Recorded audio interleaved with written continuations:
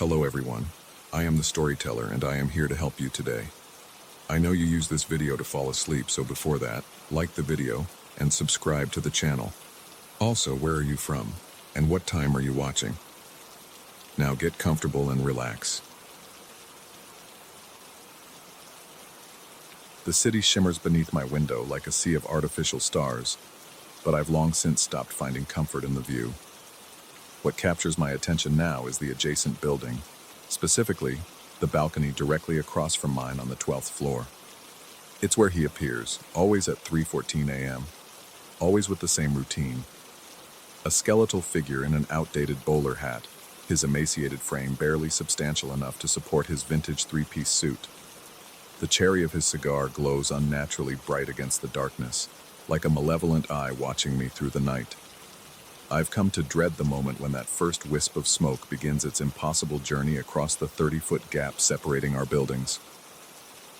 I'm a furniture restorer by trade. My apartment doubles as my workshop, with my living room dominated by the pieces I'm currently bringing back to life. The smell of lacquer, varnish, and wood polish has long since permeated every fabric in my home.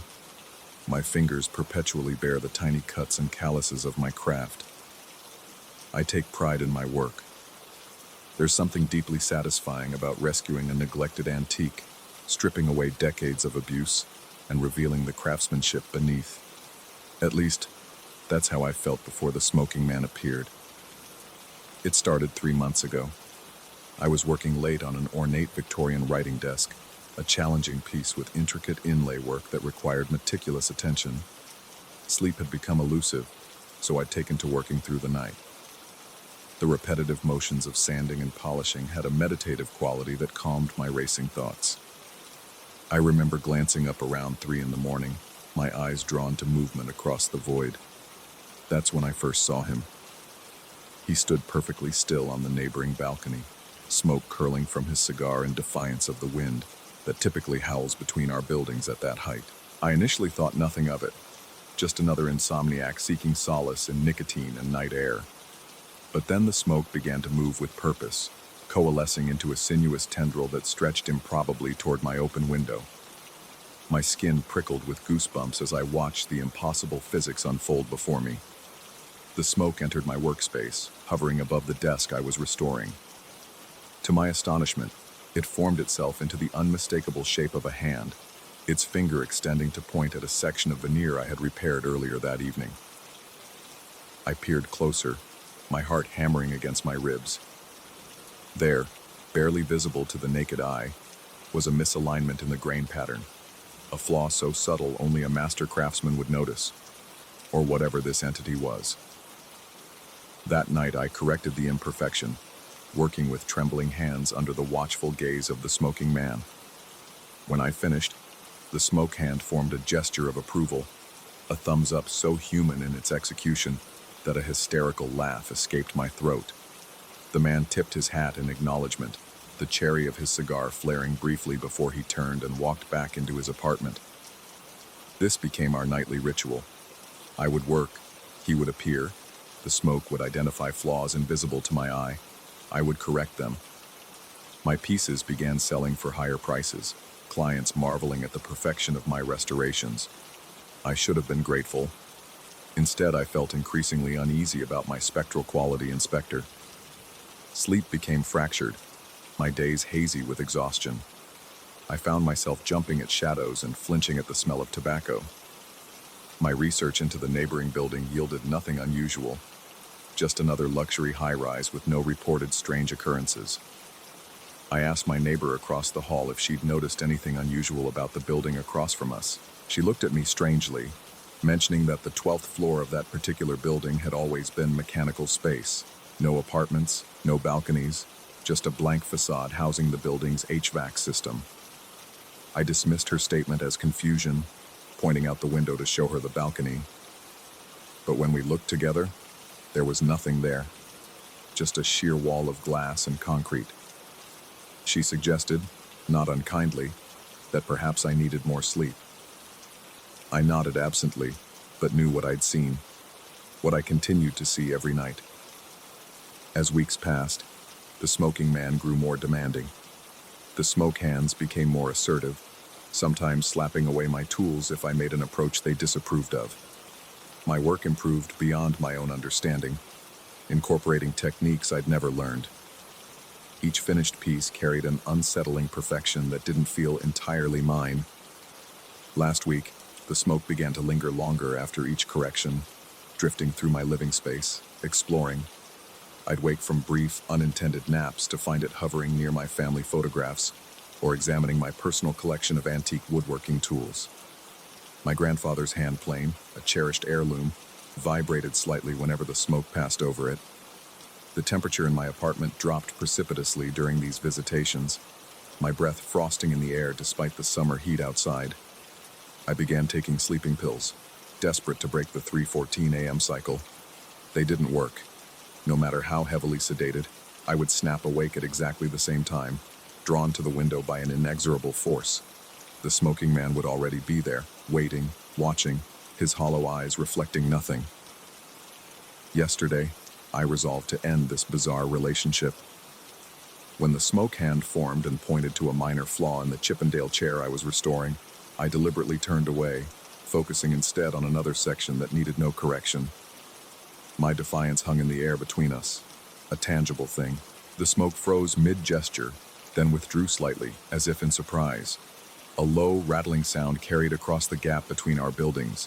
Not quite a laugh, not quite a cough, but something ancient and dry, like pages of forgotten books turning in an abandoned library. The smoking man took a long, deliberate draw on his cigar, his sunken cheeks hollowing further with the effort. The cherry flared with unnatural brightness, casting his skeletal face in demonic relief. What happened next still makes my hands shake too badly to hold my restoration tools. The smoke didn't form a hand.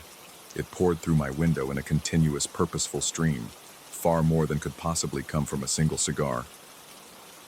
It filled my living room like an invading fog, dense and acrid, carrying the scent not just of tobacco, but of something older, burning wood, scorched varnish, and beneath it all, the unmistakable metallic tang of blood. The smoke condensed, solidifying into three distinct figures, perfect replicas of the smoking man, each as gaunt and antiquated as the original, who still watched impassively from what I believed was the neighboring balcony. These smoke constructs moved with jerking, unnatural motions, circling my workbench with the mechanical precision of automata. Their feet made no sound on my hardwood floor, but when their knuckles rapped against the chair I'd been restoring, the impacts were devastatingly physical. Tap, tap, tap. With each knock, the wood splintered, cracks racing through the centuries-old mahogany like lightning. I watched in horror as months of painstaking restoration work was systematically destroyed. My throat closed around a scream that wouldn't come. My limbs felt leaden, immobilized by terror so profound it had short-circuited my flight response. The three figures worked in perfect synchronization, moving from the chair to other pieces in my workshop. Each tap brought destruction, each piece of furniture suffering precisely the same damage, splintering along the grain in patterns that formed symbols I almost recognized but couldn't quite comprehend. My rational mind struggled to process what I was seeing, clinging desperately to explanations involving hallucinations or carbon monoxide poisoning.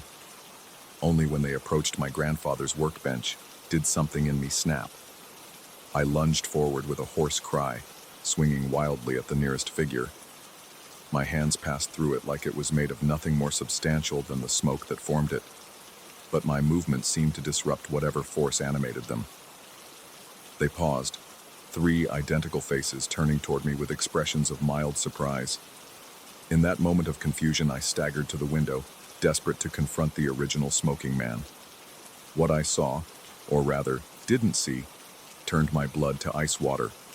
There was no balcony, no apartment, just a blank wall of tinted glass, reflecting the lights of the city and my own pale, terrified face. I collapsed against the windowsill, my perception of reality unraveling like cheap thread. Behind me, the three figures had resumed their destruction, methodically tapping every piece of furniture in my collection. I closed my eyes, repeating to myself that none of this was real, that I was having some kind of breakdown, that I would wake up soon in a hospital with doctors explaining the psychological strain of working too hard, sleeping too little, A gentle pressure on my shoulder forced my eyes open. One of the smokemen stood before me, its face inches from mine.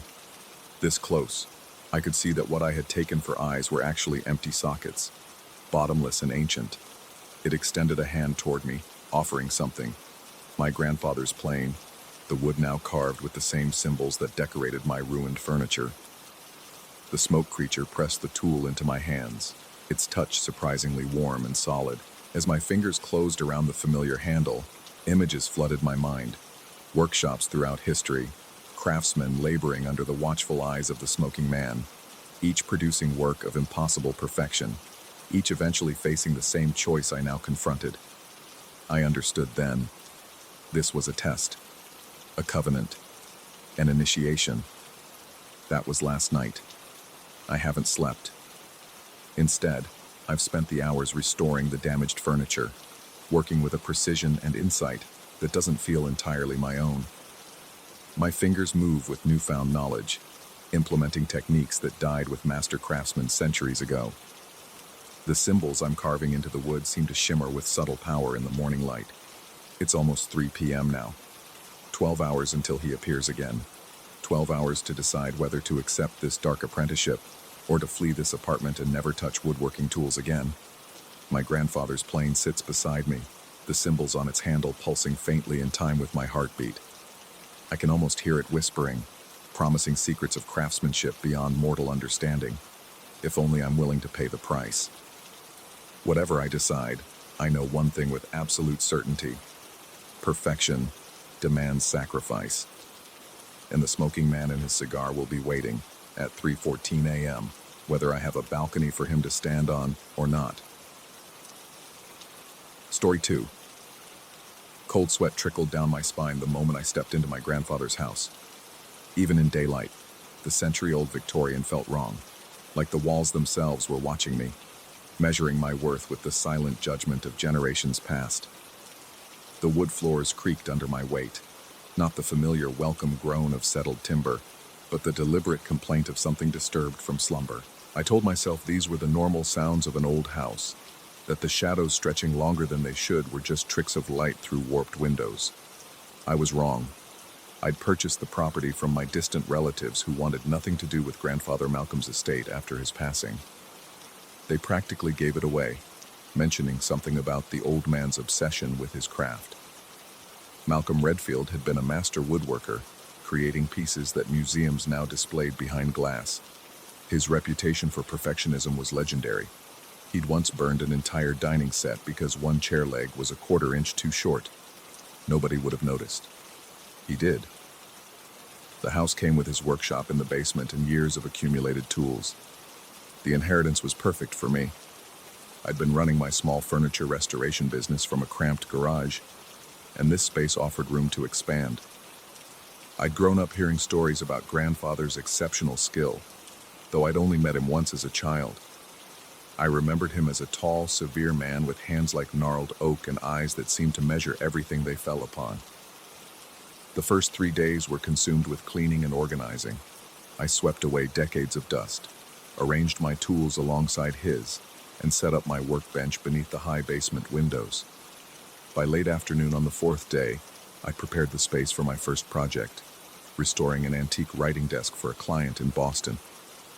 I worked until darkness fell, losing myself in the familiar rhythms of sanding and scraping.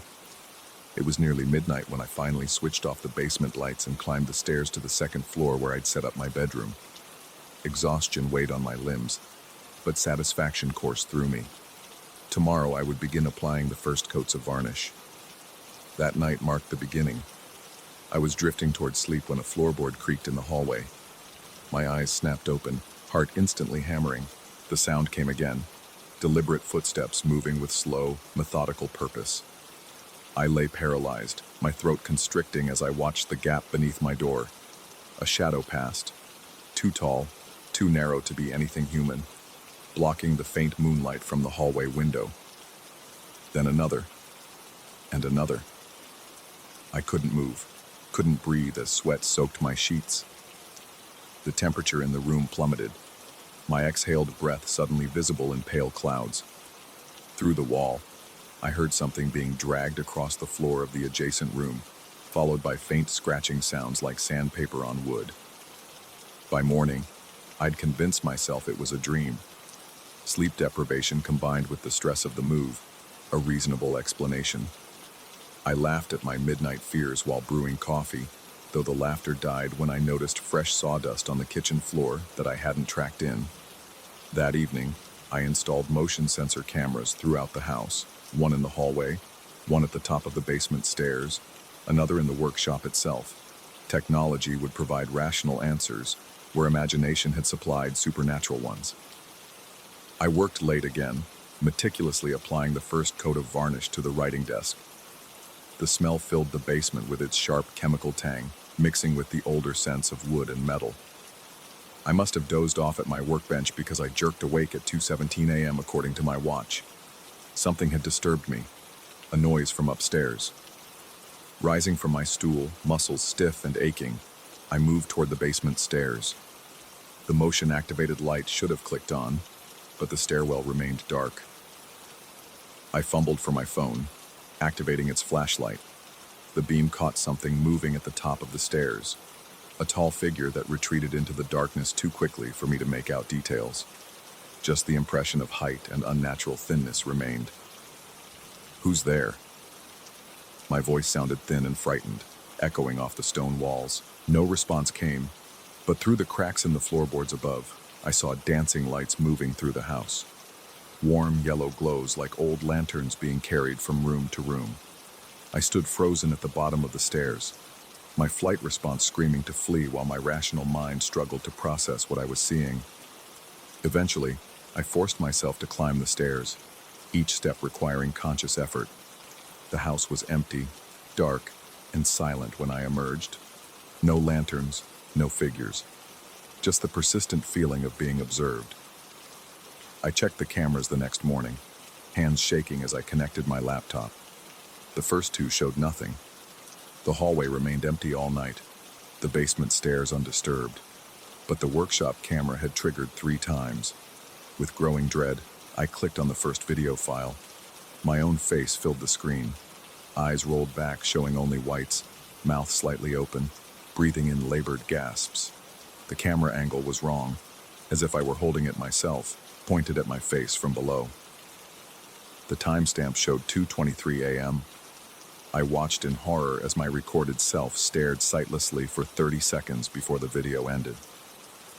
The second clip, timestamped 3:15 a.m., showed the same impossible image. My face, but not my face.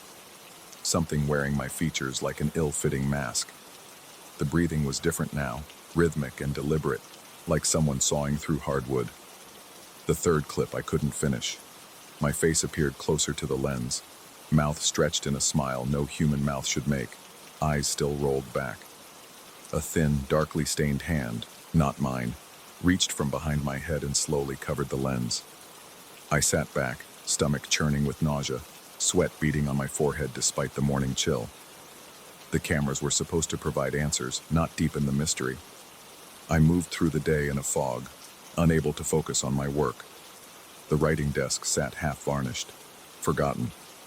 That afternoon, I noticed the smell, fresh varnish, but stronger than what I'd applied to the desk, and coming from upstairs. Following the scent led me to the narrow door at the end of the hallway, the attic entrance. I hadn't been up there yet, assuming it contained only the previous owner's discarded belongings. The smell grew stronger as I approached the door. My hand trembled as it reached for the knob, my lungs struggling to draw breath. I told myself I was being irrational, that there would be a logical explanation, perhaps an uncapped can of product from my grandfather's days, finally disturbed by the vibrations of my work downstairs. I couldn't bring myself to open it. Not then. Instead, I went back to the basement, threw myself into work, and tried to ignore the growing sensation of eyes on my back. I made mistakes I never would have tolerated before. Uneven sanding, varnish applied too thickly, but I couldn't focus. My grandfather's tools hung on the wall, watching. The chisels, planes, and saws arranged in perfect order seemed to judge my inferior craftsmanship. That night I didn't sleep. I sat in the living room with all the lights on, jumping at every creak and groan of the house settling. Around 3 a.m., the power went out. The darkness fell like a shroud, immediate and absolute. I fumbled for my phone, heart threatening to burst from my chest. They came then, tall figures moving through the darkness, their forms barely distinguishable from the shadows except for their unnatural height and thinness. I caught glimpses as they passed the windows, elongated silhouettes backlit by moonlight, carrying what looked like old-fashioned woodworking tools. The air filled with whispers too faint to make out, but carrying tones of disappointment. I remained frozen in place until dawn broke, when the figures receded with the darkness. The power returned as suddenly as it had failed, lamps blazing back to life and momentarily blinding me. I spent the morning in town at a cafe, using their Wi-Fi to research the house's history. Local news archives revealed what my relatives hadn't told me. My grandfather hadn't died peacefully in his sleep as I'd been led to believe. Malcolm Redfield had been found in his workshop, slumped over an unfinished piece. The coroner ruled natural causes, but locals whispered about the old man's obsession with perfection and the rumored apprentices who had lived with him over the years. Thin young men who arrived eager to learn from the master and left broken by his exacting standards. Some hadn't left at all, the rumors suggested. I returned to the house in the afternoon, determined to confront whatever waited in the attic. The smell of varnish was overwhelming now, seeping from under the attic door and filling the entire second floor. My mouth went dry as I approached, legs threatening to buckle beneath me. The knob turned easily in my hand, the door swinging open on silent hinges. Dust motes danced in beams of sunlight filtering through small windows. The attic stretched longer than seemed possible, filled with sheet-covered furniture and stacked wooden crates. The floorboards were thick with dust, undisturbed except for a perfect circle of boot prints surrounding my toolbox, which sat in the center of the room, though I'd never brought it up here. The prints were deeply pressed into the dust, as if made by men standing in place for hours, looking down at my tools, judging them, finding them wanting. The circle was precise, methodical, a ritual of evaluation. I approached slowly, my breath shallow in the hot, varnish-heavy air. The toolbox was open, my implements arranged with a precision I never used, each chisel, saw, and plane positioned according to size and function. But they weren't alone. Among them lay older tools, antiques with dark wooden handles polished by decades of use, their metal surfaces gleaming despite their age. My grandfather's personal set, which I'd never found among his possessions. A leather-bound journal sat atop the arrangement. I hadn't seen it before, hadn't brought it up here. With trembling fingers, I opened the cover to find my grandfather's tight, angular script filling the pages. The entries spanned decades, detailing his pursuit of woodworking perfection. In the early pages, his writing was measured and instructional, but grew increasingly obsessive through the years. The final entry, dated just before his death, sent ice through my veins. They watch me work. They have always watched. I've tried to meet their standards for 60 years. The Guild accepts only perfection, and perfection cannot be achieved by mortal hands alone. They offer guidance to those worthy of their attention. I have been found wanting. Perhaps my grandson will do better. The tools will pass to him. The Guild will be watching. As I read those final words, I felt their presence behind me. Tall, impossibly thin figures in outdated clothing, smelling of sawdust and varnish. I didn't need to turn to know they were there, standing in their circle, waiting to evaluate my work, my worthiness. I understood then. My grandfather hadn't been insane. The Guild was real. Ancient craftsmen who'd transcended mortality through their devotion to perfect woodworking, continuing to judge those who followed in their craft. They'd evaluated my grandfather for decades and found him lacking. Now they would judge me. I haven't left the house. I can't. The Guild watches me work each night, their silent presence both terrifying and instructive. They move my tools when I'm not looking, adjust my measurements, leave examples of joinery so perfect it brings tears to my eyes. Sometimes I find my own hands moving in ways I never learned, guided by unseen forces toward greater precision. The cameras still record only my face, eyes vacant, mouth moving to speak words I don't remember. I've stopped checking the footage. My work is improving. The writing desk is finished, more beautiful than anything I've created before. I've started on a rocking chair now, using techniques I somehow know but never studied. Sometimes in the mirror, I notice my face changing, growing gaunter, my fingers lengthening. At night, I stand straighter, taller. I find myself moving through the house, carrying an antique lantern I don't remember acquiring, inspecting the woodwork with critical eyes. I understand now why my grandfather never left, why he pushed himself toward impossible standards of craftsmanship. The guild demands perfection, and they have eternity to wait for it. I wonder sometimes how many others they've recruited through the centuries, how many workshops they haunt with their exacting standards. I wonder, too, how long before I join their circle permanently, before I become one of the tall figures judging the next generation of woodworkers through the endless night. I'm not afraid anymore, just determined to create something perfect, to earn my place in the guild. After all, it's in my blood. Story 3. The whispering began in the wires 3 months ago. It found me through forgotten circuitry, copper veins carrying voices from somewhere that isn't quite here. I know now that the phones were never just collector's items. They were waiting, patient sentinels until the right frequency found them, until it found me. My name is Robert James Caldwell. Nobody has called me that since my birth certificate was filed away decades ago. I go by Rob, just Rob. The voice knows better.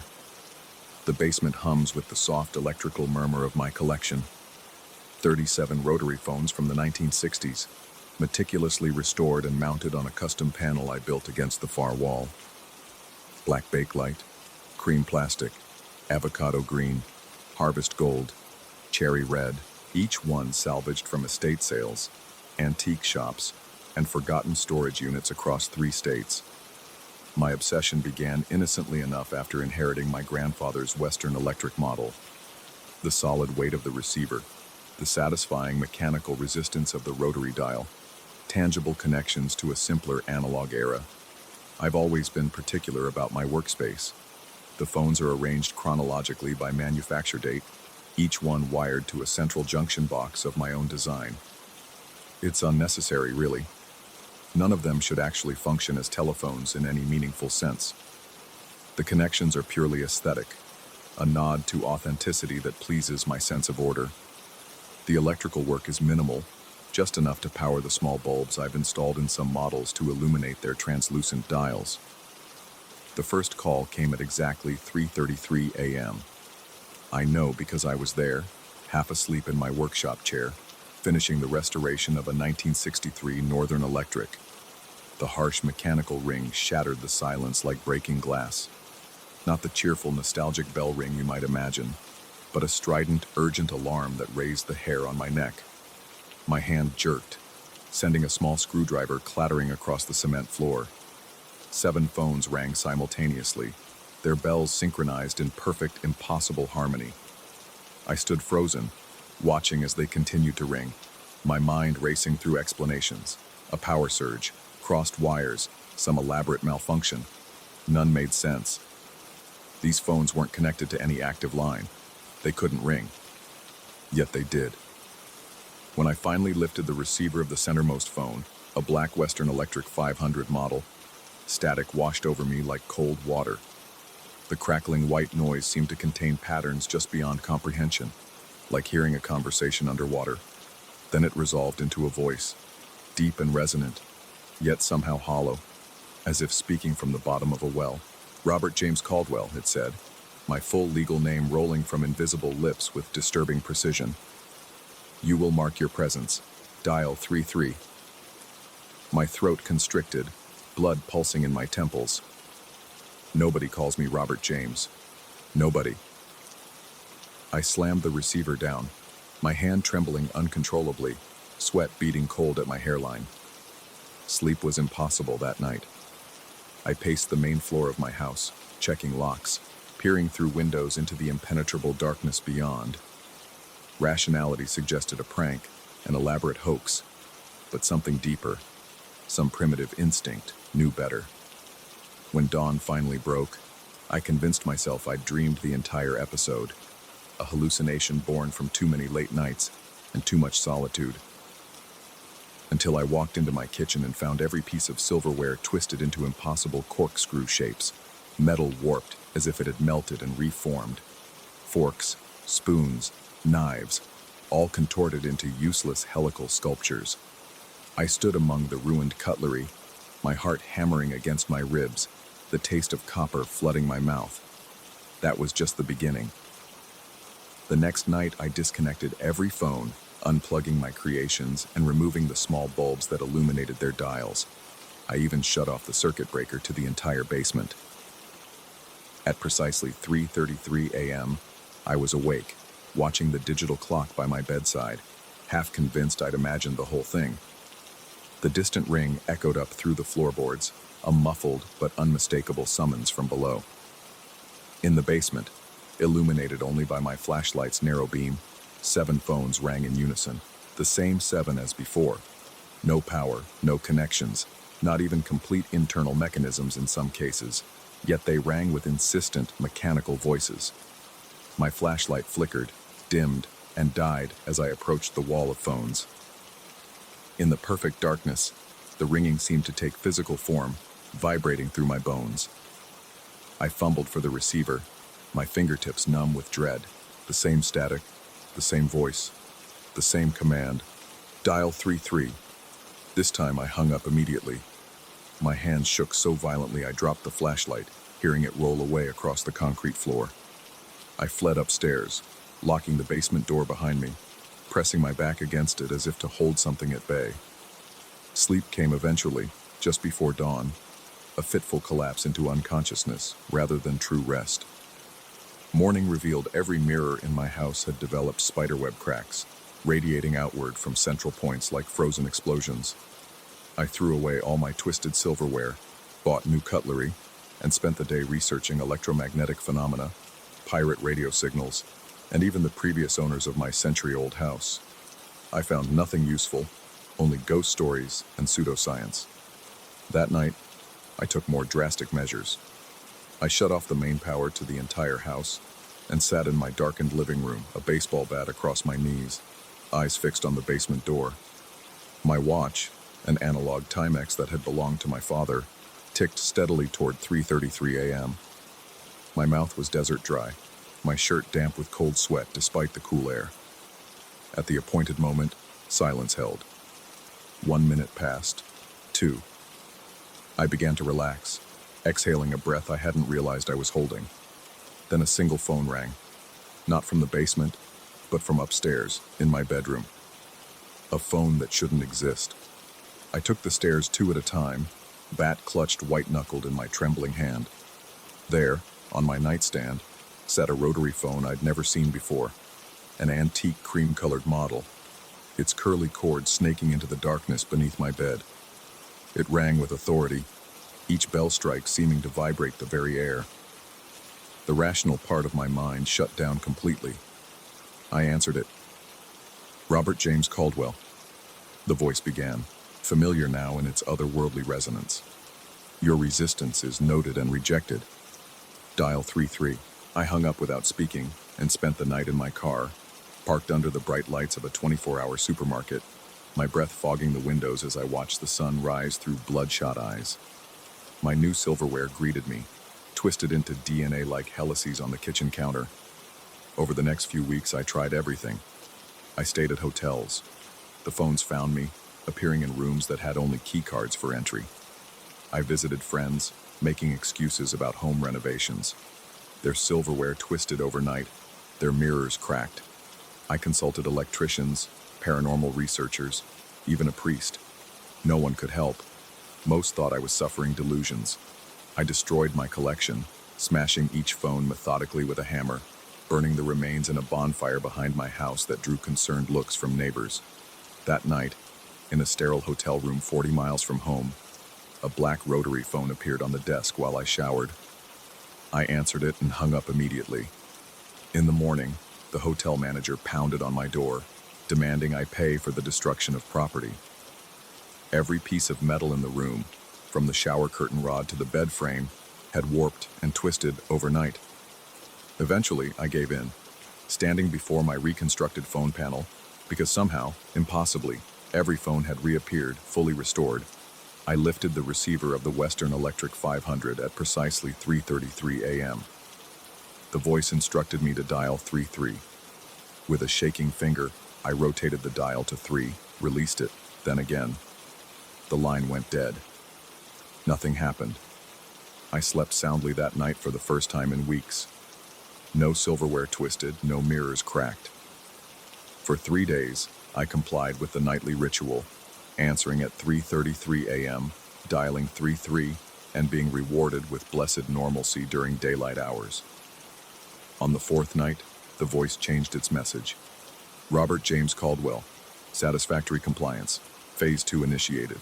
Before I could respond, a sound filled the receiver, a wet, rhythmic pulsing that took several seconds to identify. My own heartbeat, amplified and broadcast back to me, each valve and chamber squelching obscenely in my ear.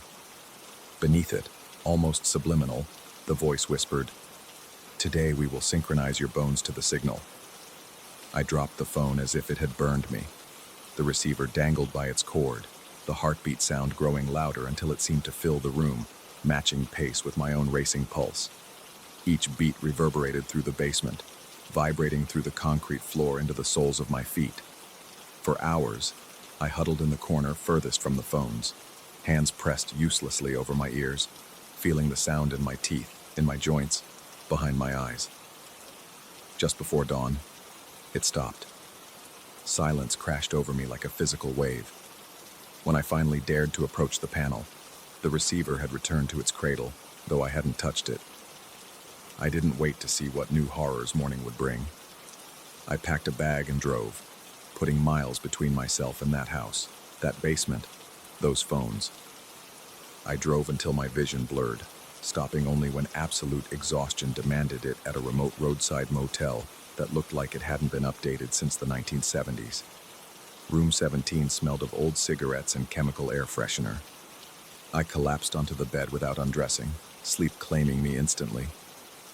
Dreams came, of wires growing beneath my skin, of rotary dials replacing my eyes, of a vast switchboard where each connection controlled the movement of my limbs.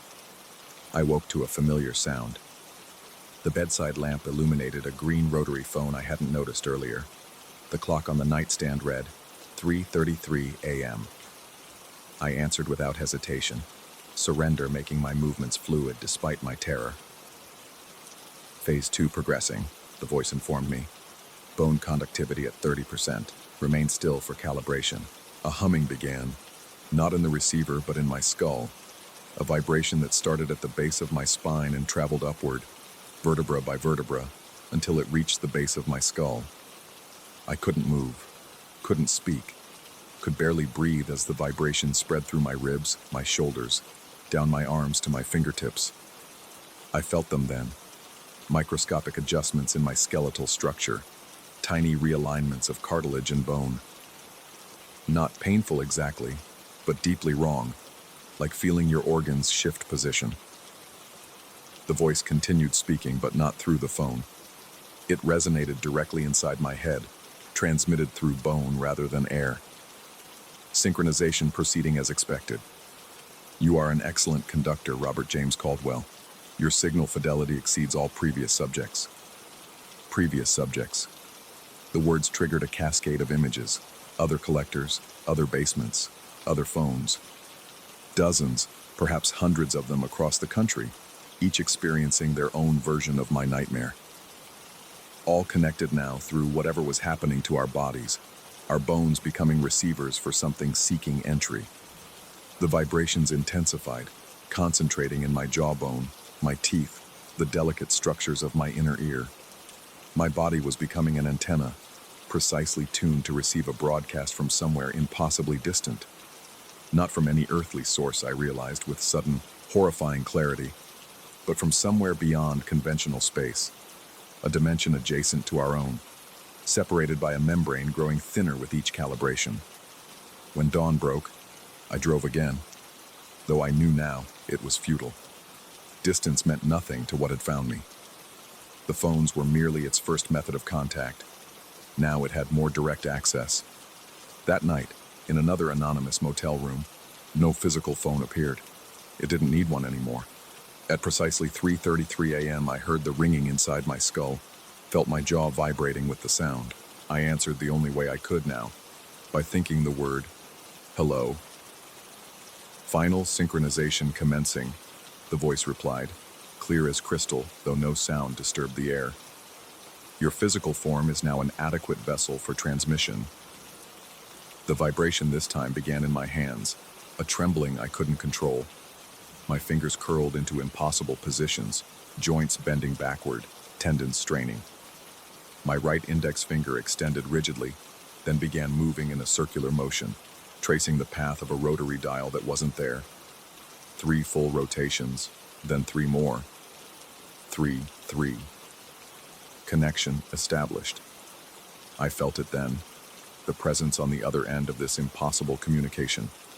Not a single entity, but a collective, vast and ancient, waiting patiently across a gulf my mind couldn't comprehend. They had been reaching out for decades, using the old copper networks, the physical switchboards, the mechanical devices we'd abandoned for digital convenience.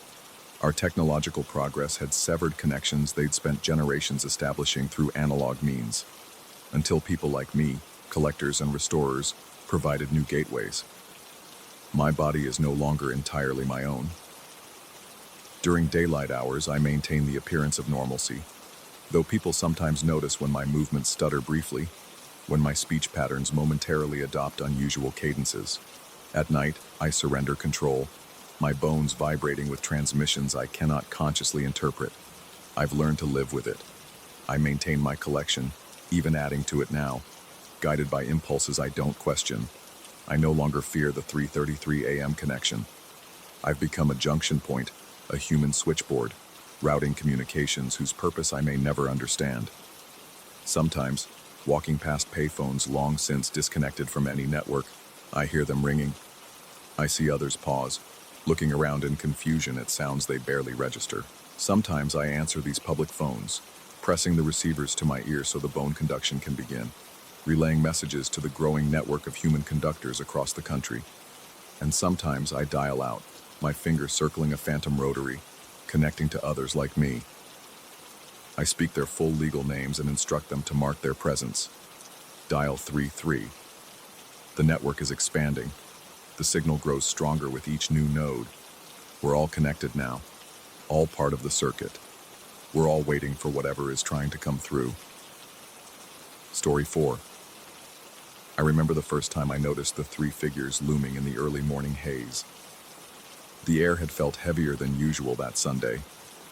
Thick fog clung to the ground like a damp veil, and the faint smell of eucalyptus was undercut by something metallic, almost like an old penny held too long between sweaty palms. My chest tightened, and I wondered if I was coming down with something.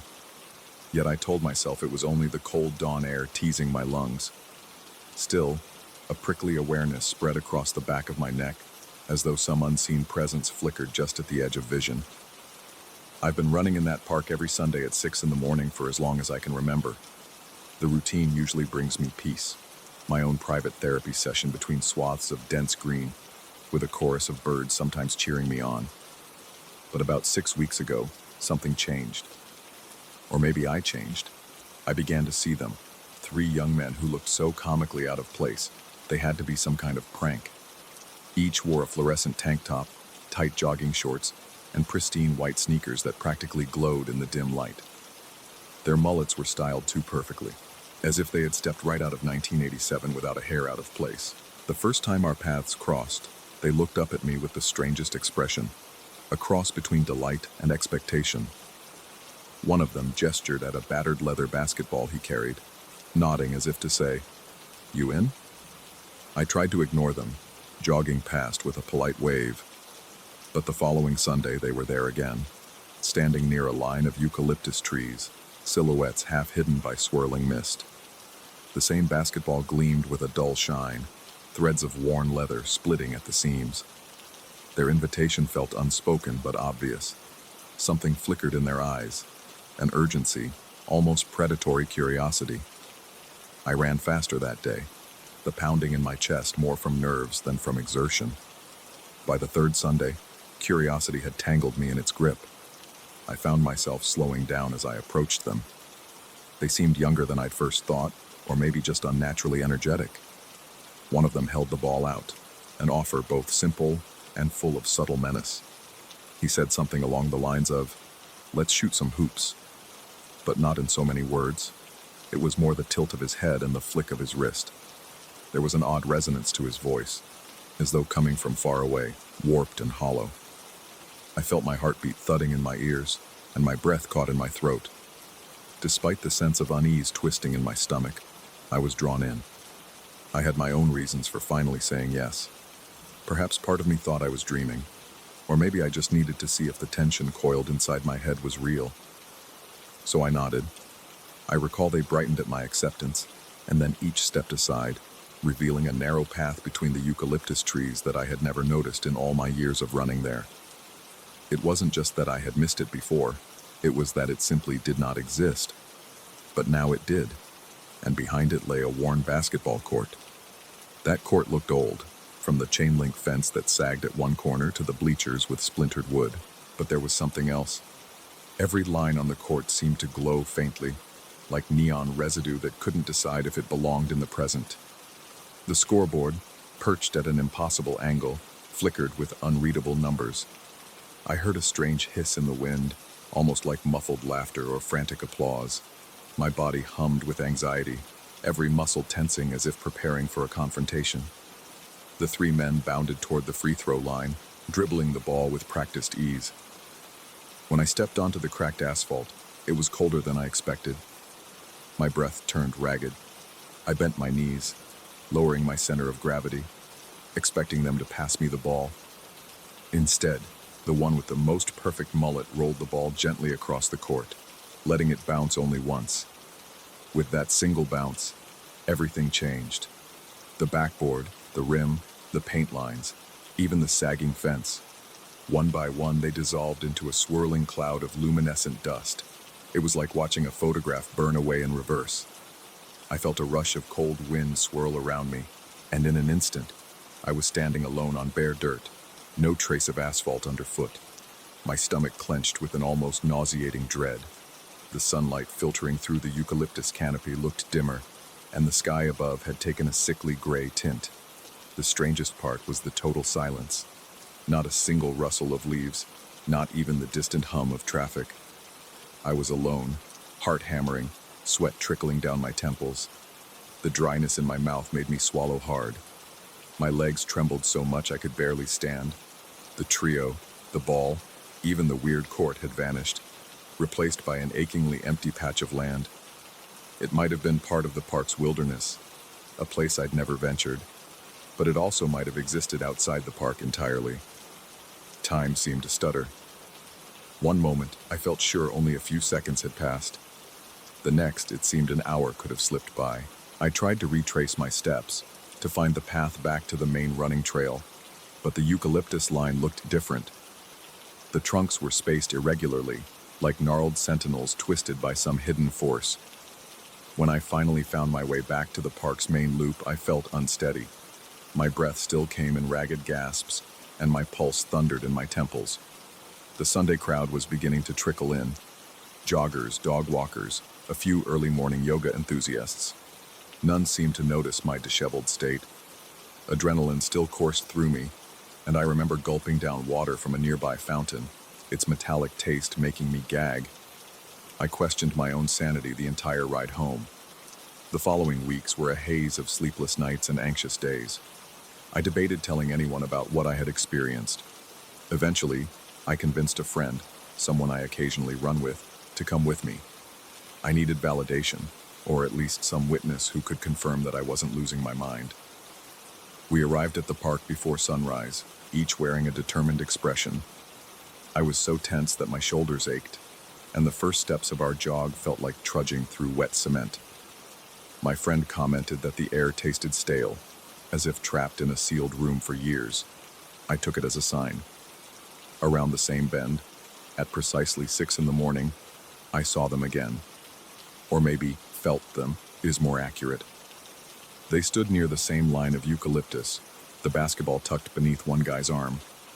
My friend squinted in their direction, but showed only mild confusion. He told me they appeared odd, like part of some retro-themed photo shoot. Then he said that one of them beckoned us over. I froze, chest tightening painfully, but forced myself to move forward. They pointed beyond the eucalyptus. My friend seemed uncertain. He whispered that he heard a distant whistle, something like an old-school referee call. I tried to keep my breath steady. The second we stepped onto the path, though, I noticed that the court was back. But this time it looked newer, like a fresh coat of paint had been laid down just hours before. A scoreboard flickered, the stands seemingly brimming with ghostly shadows. My friend, however, insisted he saw nothing but me stepping into an overgrown clearing. He said that the trees looked like giant spinning cogs in the corner of his vision, rotating with a squeaking grind. A nauseous wave of dizziness hit me. I could hear phantom cheers, the squeak of sneakers on polished hardwood even though I stood outdoors, and that same peculiar hush that crept in and out like a faulty radio signal. Sweat rolled down my spine, soaking the back of my shirt. My friend said that from his vantage point, I was just standing there, arms raised, as if taking imaginary shots. He thought I had lost my mind, but he also admitted he could hear invisible cheerleaders chanting, though he couldn't see them. That's when fear twisted inside me like a serpent. Reality was warping in two different ways for each of us. Neither version matched, and neither felt safe. I tried to dribble the ball, but my friend shouted at me that I was just pounding my palm against empty air. Meanwhile, I felt real leather beneath my fingertips, could sense the weight of the ball as it bounced back. The tension in my chest turned into a suffocating grip, and my lungs begged for more oxygen than I could manage to draw in. I wanted to drop the ball, to run, but I seemed rooted to the spot. The hair on my arms stood on end, and a buzzing sound, like high-voltage wires, filled my ears. The scoreboard flickered, numbers rolling by in a frenzy, though I couldn't decipher them. All at once, the hoop disappeared, dissolving into that same glowing powder. The stands followed, then the court lines until the entire structure vanished again, leaving behind only bare, uneven earth. In the blink of an eye, I was alone. My friend had inched backward several yards, watching in confusion as I reappeared in the real clearing. He said he saw my figure flicker for a moment like a failing projection, face contorted with terror. He swore the palm trees around us spun in a slow circle, each trunk rotating on its axis as if they were mechanical contraptions. He heard the faint echo of a buzzer, and then it was gone. For days after, I couldn't stop replaying the incident in my mind. Everything felt distorted. The taste of my food, the color of the sky, even the texture of my own skin. I developed a stutter in my breathing, as though I was always on the verge of hyperventilating. I imagined the three mullet-wearing men lurking in every shadow at dawn, waiting with that battered ball. The memory of their outdated clothes and vacant grins was burned into my retinas. I avoided the park out of a primal sense of dread, but deep down, some twisted curiosity pulled at me. I had come face to face with something not just supernatural, but perhaps from a dimension that bled into ours under the right conditions. Eventually, the nightmares forced me to confront it once more. My dreams were feverish loops where I raced around a kaleidoscopic court, a scoreboard screaming 0 after 0, and those three men floated above the rim, mocking me with silent laughter. My heart would pound so hard I'd jerk awake, bathed in sweat, my mouth drier than desert air. Sitting alone in my living room at 3 a.m., I would question if I was making all of this up. Yet the dread was too tangible, too physically rooted in my chest to be mere imagination. I returned to the park before dawn on a Sunday, 7 weeks after the first sighting. Each step felt like an act of defiance against an unseen threat. The eucalyptus trees loomed taller than I remembered, branches swaying in a breeze I couldn't feel. My pulse thumped loudly in my ears and I had trouble swallowing. The sky was still dark, illuminated only by the weak glow of street lamps far behind me. I walked the path slowly this time, not running, as though any sudden movement might trigger the phenomenon again. Nothing. No sign of them. Just me and the hush of a sleeping park. Relief and disappointment tangled in my chest. My exhalation trembled, and I felt the adrenaline fade, leaving me shaky. Maybe I was free of this. Maybe the hold they had on me was broken. My muscles relaxed slightly, and I started to jog, focusing on the comforting rhythm of my footsteps. Then I caught it, a flicker of neon in my peripheral vision. I stopped mid-stride, breath catching in my throat, the faint crunch of gravel behind me. I turned, heart hammering so forcefully I could barely see straight. There, beyond the eucalyptus line, I spotted a glimmer of green and pink spandex. My stomach dropped as I saw one of them step out, holding the leather ball at his side. His mullet glistened, as if coated in morning dew. He didn't speak or gesture. He just stared. The hush of the park seemed to intensify, pressing against my eardrums. I felt my legs tense, my body ready to bolt. But a strange resolution settled over me. Perhaps it was the fight-or-flight response. I edged closer, each breath tortured and shallow. The other two emerged behind him, forming a triangle of pastel horror, their eyes reflecting unnatural light. An image of that dissolving court flashed in my mind, how it crumbled into glowing dust, how it left me isolated in that void-like space. Yet I refused to move. My entire being shivered, but I held my ground. Suddenly, the lead figure tossed the basketball toward me, a slow, deliberate arc that seemed to hang in midair for a moment too long. My instincts kicked in. I caught it. The instant my fingers met the scuffed leather, I felt that same jolt of electricity run through my arm, spiking my pulse. I could hear the echo of an invisible crowd, a roaring wave of excitement, but the three men didn't approach. Instead, they began to fade, merging with the backdrop of trees and swirling darkness. My vision tunneled. My heart hammered to an almost painful rhythm. I could barely breathe, as if the air had turned solid. I was left holding the ball, the neon edges of their presence swimming away like phantoms.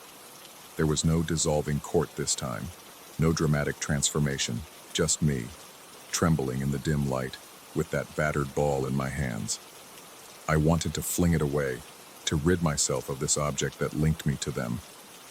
But for reasons beyond my comprehension, I couldn't unclench my hands. After what felt like hours, I managed to place the ball on the ground gently.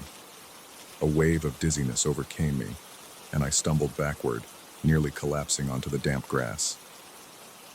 In that moment, I sensed an unspoken understanding. I was free to leave, but this wouldn't be the last time we crossed paths. The fleeting shape of the three figures seemed etched into the air, a residual afterimage scorched into the retinas of my mind. I fled the park, breathing so hard my lungs burned. My shirt clung to my body, drenched in cold sweat. My heart continued its relentless, punishing beat all the way home. The entire drive back, I kept glancing into the rearview mirror, half expecting to see them crammed into my backseat, or perhaps floating above the street, eyes shining like taillights. It's been several days since that encounter. I haven't returned to the park. Every time I pass by its entrance, I feel that prickly dread creep up my spine, accompanied by a vivid memory of neon tank tops and silent stairs. Yet part of me knows that if I pushed open those gates at dawn, I would find them again, or at least the echo of their presence. I still hear the faint squeak of rubber soles on asphalt when I close my eyes at night. I still feel the weight of that old basketball in my hands, the worn leather pressing against my skin like the lingering imprint of a dream I can't fully shake. I don't know if they are trapped in time, or if the court exists on some overlapping plane of reality.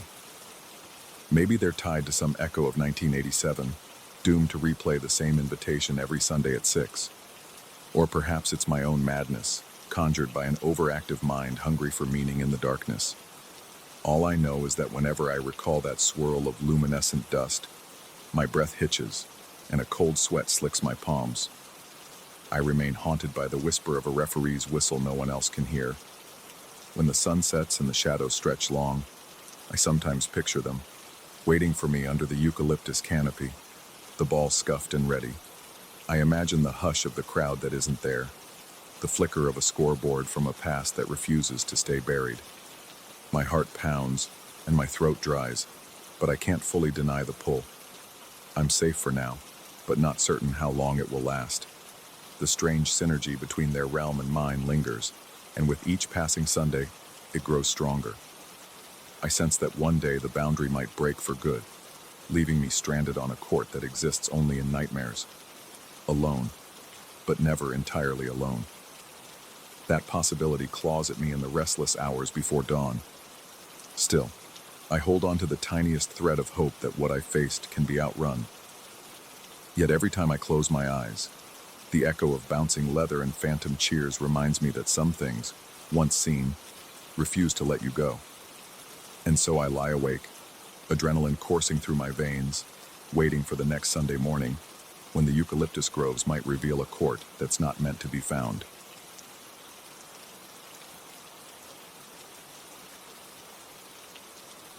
Story 5.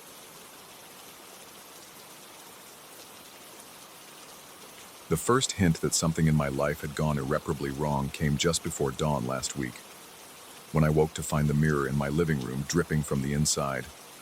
In the half-light of my apartment, a pale, silvery fluid bled behind the glass, forming rivulets that smeared across my reflection. That fluid glinted like mercury, trailing downward in erratic veins. Instead of feeling curious, I was consumed by an immediate suffocating dread, as if an unseen hand had reached through the glass and clutched at my insides. My heart hammered so violently that my ribcage ached with every throb. Even in that moment of terror, I recognized something about the mirror. I had asked for this. I suppose the whole ordeal began with my superstition, though my line of work doesn't normally condone such irrationalities. I am a day trader. I specialize in rapid movements of stocks, foreign exchange markets, and futures. By the end of most days, I feel either unstoppable or utterly defeated, a volatile pendulum that rarely rests in a comfortable middle. As any day trader can confirm, we live and die by our own decisions. Profit and loss can balance on a razor's edge of uncertainty. That uncertainty got under my skin. I grew to resent the unpredictability, and in my exhaustion, I found myself drawn to the idea that I could tip fate in my favor by appealing to something beyond the usual logic of charts and data. One night, after a particularly grueling session, I visited a local antiques fair. I don't know why I went in the first place. Something about rummaging through objects older than I am seemed like a fitting distraction from the relentless screens. I came across this peculiar mirror with a cracked wooden frame. Its edges were chipped and darkened by age, and a spiderweb of fine fractures spread across the backing.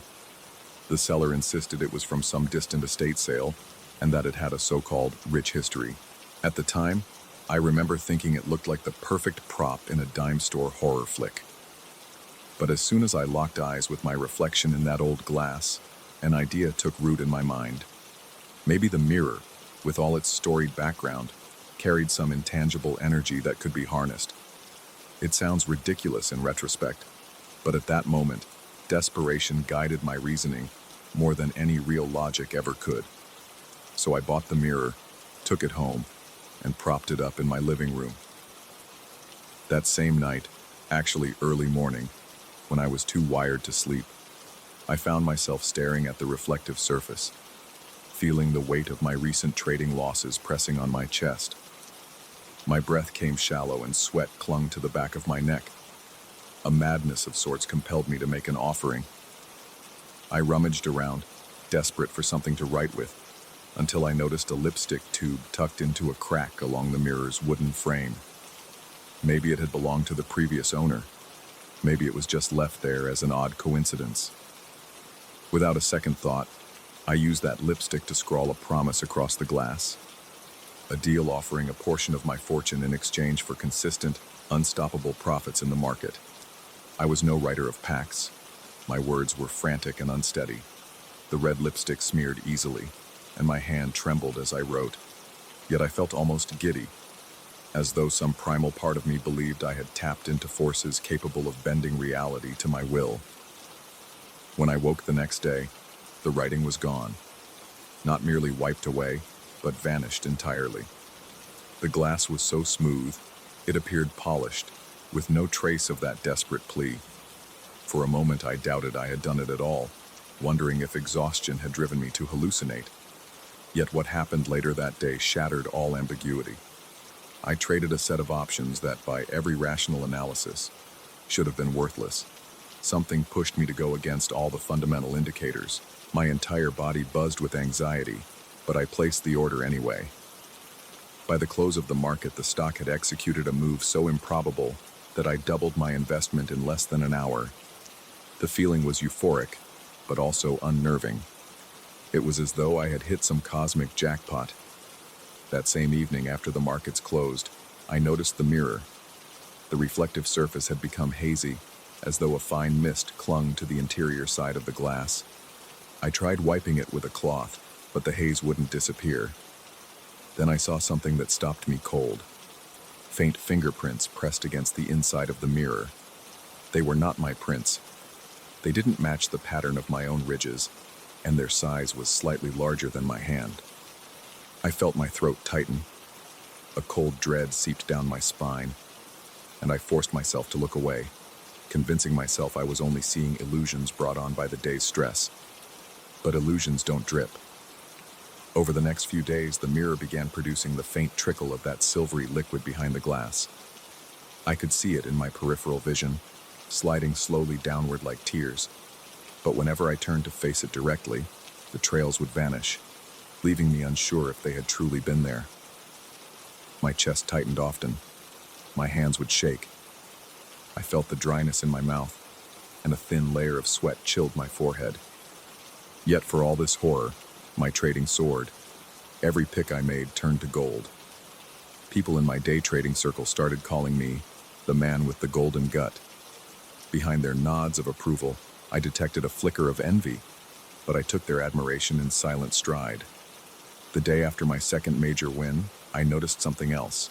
Every time I sold my positions, the hazy prints on the mirror would shift, forming shapes that looked like arrows pointing downward, or bizarre negative symbols that felt like a warning. If I tried to shrug off these signals, the next morning I would find objects in my apartment cracked perfectly in half. My drinking glasses, a vase in the corner, even the old picture frame with my parents' photo. No mention of them passing away. We just don't keep in touch. Each crack was diagonal, precise, like some invisible blade had sliced right through them. Whenever I heard that splintering sound, my heart would spike to a tempo so violent it felt like it might burst. A strange rhythm took over my life. I began to treat the mirror like a living thing, trying to appease it by adjusting my trades according to the signals it offered. If the prints formed arrows, I would hold off on selling. If they were shaped like plus signs, I would execute a buy. This system felt insane, yet it worked. Profit after profit. My account swelled, and each triumph in the market brought with it a pang of foreboding, as if I was being guided to a place I didn't want to go. The voice in my head kept whispering that I had bargained for this, even if I hadn't truly believed in it at the time. Then the nightmares started. In them, the mirror grew tall as a doorway, and I would see a shape on the other side. It wore my suit jacket and tie, but the face was obscured by a glimmering, featureless mask, like polished silver, reflecting everything but revealing nothing. The shape would tap on the glass from the inside, and I'd feel each tap echo in my pulse, a hollow throbbing that shook me awake in a cold sweat. Some nights, I'd wake to the distinct sound of knuckles rapping on the mirror in the living room, but when I turned on the lights, the apartment would be silent, empty, and that monstrous hush would press against my ears, leaving me dizzy with dread. I tried talking to a friend, an older trader who prided himself on calm logic. Though I used indirect language, he inferred I was heading toward a breakdown. He suggested I take a break from trading and maybe consult a therapist. I never came to mention the mirror specifically. I wasn't sure how to describe it without sounding deranged, so I simply nodded at his advice. That same night, I dreamt that I recounted the entire story to that masked reflection, and it only stared back at me, the silver face expressionless, the identical suit mocking me by fitting it better than I ever could. Over time, the sense of being watched seeped into every corner of my daily routine. I would feel it when I showered, half expecting to see a figure in the steamy bathroom mirror. I would sense it when I scrolled through trading charts on my phone, feeling a chill in the air, as though a presence hovered behind my chair. Sometimes the overhead lights flickered. The persistent hum of my computer monitors seemed louder, more like an electronic hiss. In these moments, I'd notice a gnawing sensation in my gut, as if I were teetering at the edge of a precipice, about to tumble into something dark and bottomless. Last week, that final jolt of realization came. I had gone to bed after an unusually large win, my chest still fluttering with adrenaline, my arms clammy from the tension. In the middle of the night, I woke to get water from the kitchen. Passing the living room, I glanced at the mirror in the dim light. At first, I only registered that something about the reflection was off. Then the full horror of it struck. The scene inside the mirror showed my office, my trading setup, my desk, even the messy piles of documents. But I wasn't in it. The chair was empty. Yet there was someone else sitting there, wearing my clothes, hunched over the desk. Their head turned to face me, revealing that same faceless mask of polished silver. My throat went tight. My breath caught in my lungs, and a deep terror burrowed into my core. I wanted to scream, but the sound died in my mouth. The figure stood, walked closer to the glass from its side, then raised a gloved hand and tapped on the inside. Each knock vibrated through my living room like a muffled heartbeat. The mask's blank surface caught the faint glow of my table lamp, making it flash like a blade. The next day I tried to go about my trading routine, but every time I looked at the screen I was assaulted by intrusive thoughts. I kept remembering that reflection, the silver visage and the uncomfortable precision of the figure's movements. My trades that day were still profitable, but I felt no joy. My heart pounded so hard I worried about fainting. When I blinked, I thought I saw flickers of that reflective face in the black screen after the trading software closed. Then the culminating moment happened 2 nights ago. My profits had reached a new high, an unimaginable number that should have made me proud or at least relieved. Instead, I found myself pacing around my apartment, feeling the walls closing in. In the silence, I heard a whisper like the faint scratch of metal on glass. It was not my voice, and did not seem to come from any identifiable direction. The sound surged in volume, a scraping squeal that hurt my ears. In my mind, it resembled a demand, a command for me to approach the mirror. My throat went dry as sand. My hands trembled uncontrollably, yet part of me couldn't resist. I trudged to the living room, steps heavy with dread. In the mirror, the same haunting scene reappeared. My office, devoid of me, but occupied by the figure in my clothes. This time the figure held up a hand, beckoning me forward, pressing that silver face right to the glass. My heart banged so hard it hurt. Every muscle in my body was screaming to flee, but I couldn't tear my eyes away. The figure rapped on the inside of the mirror, a gesture that vibrated through my chest. Its stance told me everything. It wanted to switch places. It wanted me on the other side, looking out at the world through a barrier I might never break again. I stumbled backward, nearly knocking over a side table. The overhead light flickered, plunging the room into a strobe of brightness and shadow. I felt a swirl of panic in my gut as though I might vomit. My reflection, or rather the figure wearing my reflection, continued to knock, the motions growing more urgent. Streams of silvery liquid oozed inside the glass, swirling around that dreadful shape. My eyes burned, and my vision blurred with tears, or maybe with that strange reflection dancing in my periphery. In a moment of raw desperation, I grabbed the nearest object, a dusty cloth from the table, and flung it at the mirror, covering the glass. For a second, the knocking stopped. The hush was overwhelming, a pregnant silence that made my eardrums ring. I fell to my knees, gripping the edge of the coffee table for support, my lungs heaving. Sweat trickled down the back of my neck and my pulse pounded as though it wanted to tear free from my veins. A wave of dizziness threatened to sweep me away as I realized I had no plan, no sense of how to proceed. I spent the next day avoiding my apartment, wandering the city aimlessly, trying to choke down coffee I couldn't taste, forcing food past a throat that felt perpetually clenched. I ignored the trading software on my phone, though I knew that if I looked, I'd see new opportunities to ride my winning streak. But the thought of increasing my fortune felt obscene now, like feeding a monstrous shadow I had invited into my life.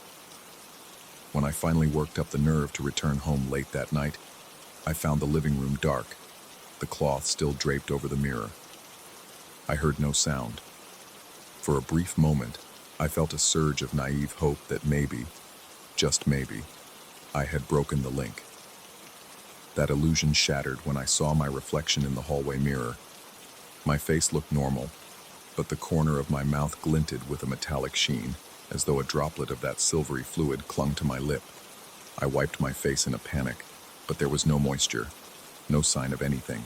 My heart hammered with renewed force, and a scream clawed at my throat. Yet I remained silent, too terrified to make a sound. Last night, my phone buzzed with message alerts. Fellow traders were celebrating some unprecedented market rally, but I couldn't focus. My gaze kept drifting to the mirror, still covered, but humming with a tension I could feel in my bones. It was as though the entity inside was waiting. I decided then that I couldn't live like this, half certain that my next breath might be stolen by something from the other side. I resolved to break the mirror, to destroy the path I had opened. I went to the closet, rummaged for a hammer, and returned to the living room, trembling with a fear so profound my teeth chattered. Standing before the covered mirror, I hesitated, my gut twisted with a dire sense of caution, like shattering that glass might unleash whatever lurked behind it, freeing it into my world. The cold metal of the hammer weighed heavy in my hand, and sweat slicked my grip. My heart raced, each beat a violent explosion in my chest.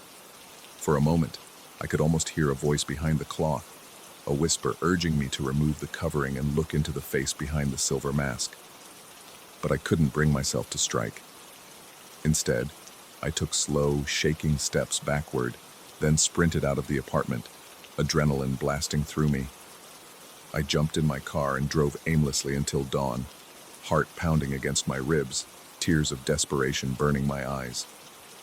Now, I sit in a motel on the outskirts of the city, writing this with trembling hands. My laptop flickers on the chipped table, the screen displaying the market's opening bell. I can't bring myself to trade. My mind replays that reflection over and over. I keep imagining the silver mask pressing against the glass, each knock a summons. I wonder if the old mirror, dusty cloth still draped across it, is waiting for me at home, or if it already found a way to slip out of the confines of the glass. Occasionally, I glance at the cheap mirror above the motel sink, half expecting to see a glimmer of mercury or that faceless figure in my clothes. Every part of me feels clenched and raw, as though electricity crackles just beneath my skin. My pulse hasn't slowed. My breath is shallow. I taste bile in my throat each time I consider returning to face that monstrous reflection. But I can't avoid it forever. The longer I stay away, the more I sense an invisible tether pulling me back. This was my doing. I practically scrawled an invitation with that stolen lipstick, offering a piece of myself for the fleeting thrill of unstoppable profits. And now, I have to pay. I'm not sure what I'll do next. I'm torn between destroying the mirror once and for all, or trying to break the agreement in some other saner way, assuming sanity has any place in what I've become entangled with. I replay mental images of me raising that hammer, smashing the glass, and being showered in shards that slice through my clothes in diagonal, perfect cuts. No one perishes in that vision, but something about the aftermath is always too disturbing to endure. One thing is certain, I can't continue. The money in my accounts feels poisonous, a ticking bomb that underscores my bargain.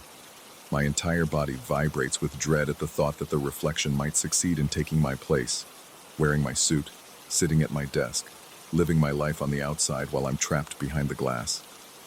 Even writing these words triggers a surge of nausea, and I feel my heart surge in panic. I glance at the motel mirror again and see only my own terrified face, but I no longer trust it to remain that way. This is my confession, or perhaps my testament to whatever cruel cosmic forces toy with mortal greed. I may walk back into that apartment tonight and find the cloth on the floor, the mirror beckoning me, the silver mask waiting. Or I may gather the courage to break it in one swing, risking whatever that unleashes. Either way, I sense there's no true victory here. The best I can hope for is an uneasy standoff between me and the haunted artifact I unleashed with my own hand. Even as I type these final words, the hair on my arm stands on end, and a cold sweat slicks my brow. The motel room seems darker than it was a moment ago, and I can almost hear a faint tapping, as if from the hallway mirror or the antique glass so many miles away.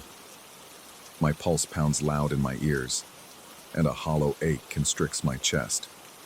The breath I take now feels like it might be my last gulp of free air before something tries to claim me. Yet I cling to the hope that I haven't completely lost control.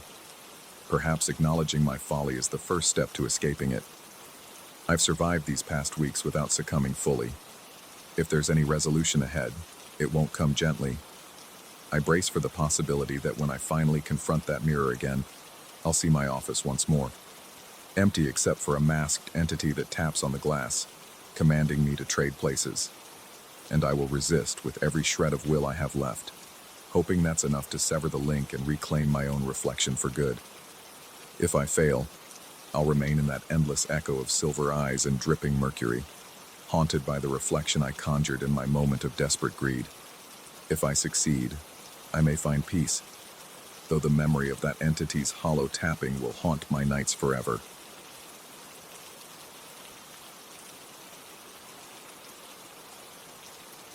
Story 6.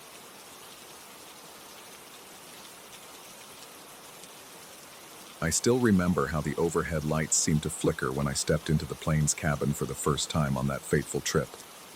The air felt thick, as though something heavy clung to every molecule, making my skin crawl.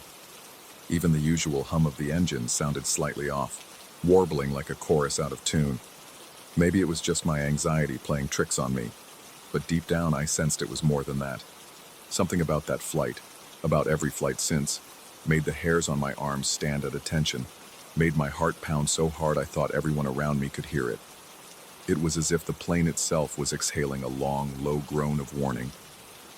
I've never liked flying, but for years I managed to keep that fear at bay by staying awake during the flight and distracting myself with movies or reading. Whenever I felt the panic rising, I'd snap open my laptop or stream a random film. I absolutely refused to sleep on a plane, convinced that if I let my guard down, something terrible would happen. That first time I dozed off mid-flight was the spark that ignited my current nightmare. I only nodded off for a moment, but it was enough to unleash the most vivid dream I'd ever experienced. And since then, it keeps haunting me every time my eyes close at cruising altitude.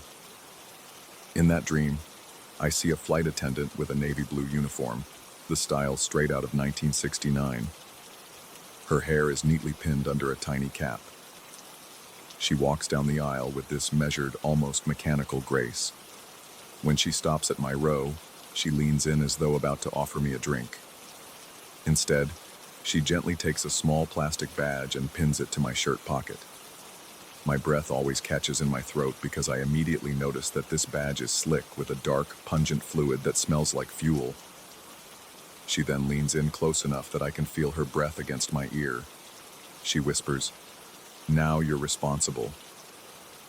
Every single time those 3 words make my heart lurch in my chest. And that's when the turbulence hits. I'd awake in a jolt of panic, convinced the plane was falling out of the sky. The first time it happened, the flight was smooth, until that exact moment. Without warning, we were thrown around by violent air pockets. Belongings shot into the aisle, overhead bins rattled, people shouted.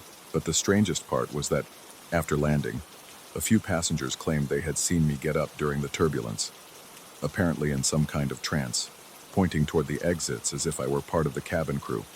I couldn't remember any of it, yet the details they gave matched the plane's safety routine perfectly. To make it worse, I found an actual flight attendant's badge stuck to my shirt when I finally staggered off the aircraft. It was pinned so firmly that I almost tore my clothing trying to remove it. The plastic was damp, and the smell of kerosene or something similar clung to it. My hands trembled while I dropped it into my carry-on. I found it again later, and the slick fuel-like substance had stained the fabric of my shirt pocket. The badge looked retro, with bold lettering for the airline's old logo, something you'd expect from decades ago. I tried brushing off the entire incident as an overactive imagination colliding with actual turbulence. But during subsequent flights, the pattern repeated. I'd give in to exhaustion for a moment, slip into that dream, and the nightmare would unfold in the exact same sequence. Each time I woke up with that same old badge pinned to my pocket, reeking of stale fuel. And each time, at least one person on the plane would claim I had been giving instructions or performing flight attendant duties while my eyes were shut.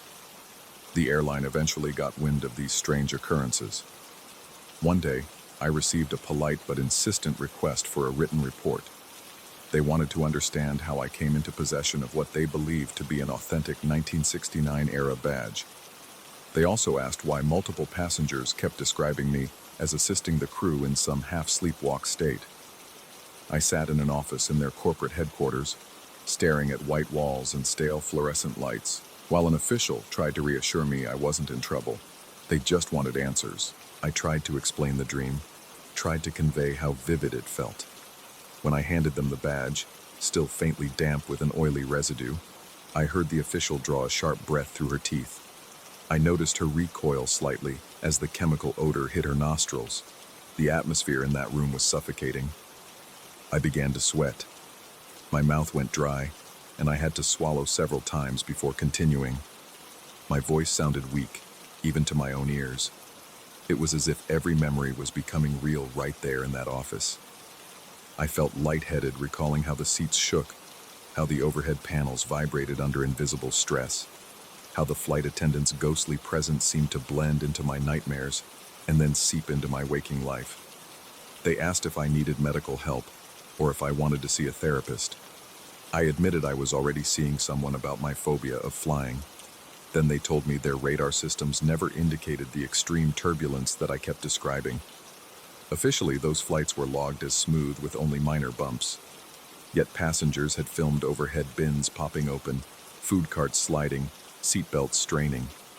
Something was always happening the moment I fell asleep, and yet not a single black box or flight instrument recorded any anomalies. That was the detail that unsettled everyone the most.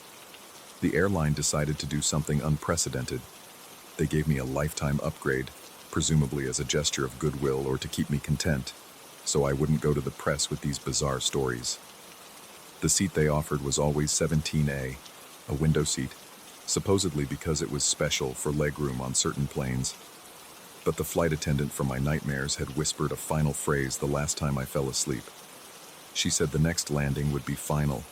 I had no idea what that meant. Part of me wondered if it was a direct threat. Another part of me feared it was a cryptic warning, urging me to avoid flying altogether. Yet my job, and the demands of everyday life, often required air travel, no matter how much I tried to dodge it. Every time I approached a boarding gate, my heart rate spiked. My palms were so damp with sweat that I constantly wiped them on my pants. My neck felt taut, muscles trembling with tension. I could hear my pulse in my ears, that maddening whoosh that drowned out every other sound. Even the voices of gate attendants calling out boarding zones sounded muffled, distant.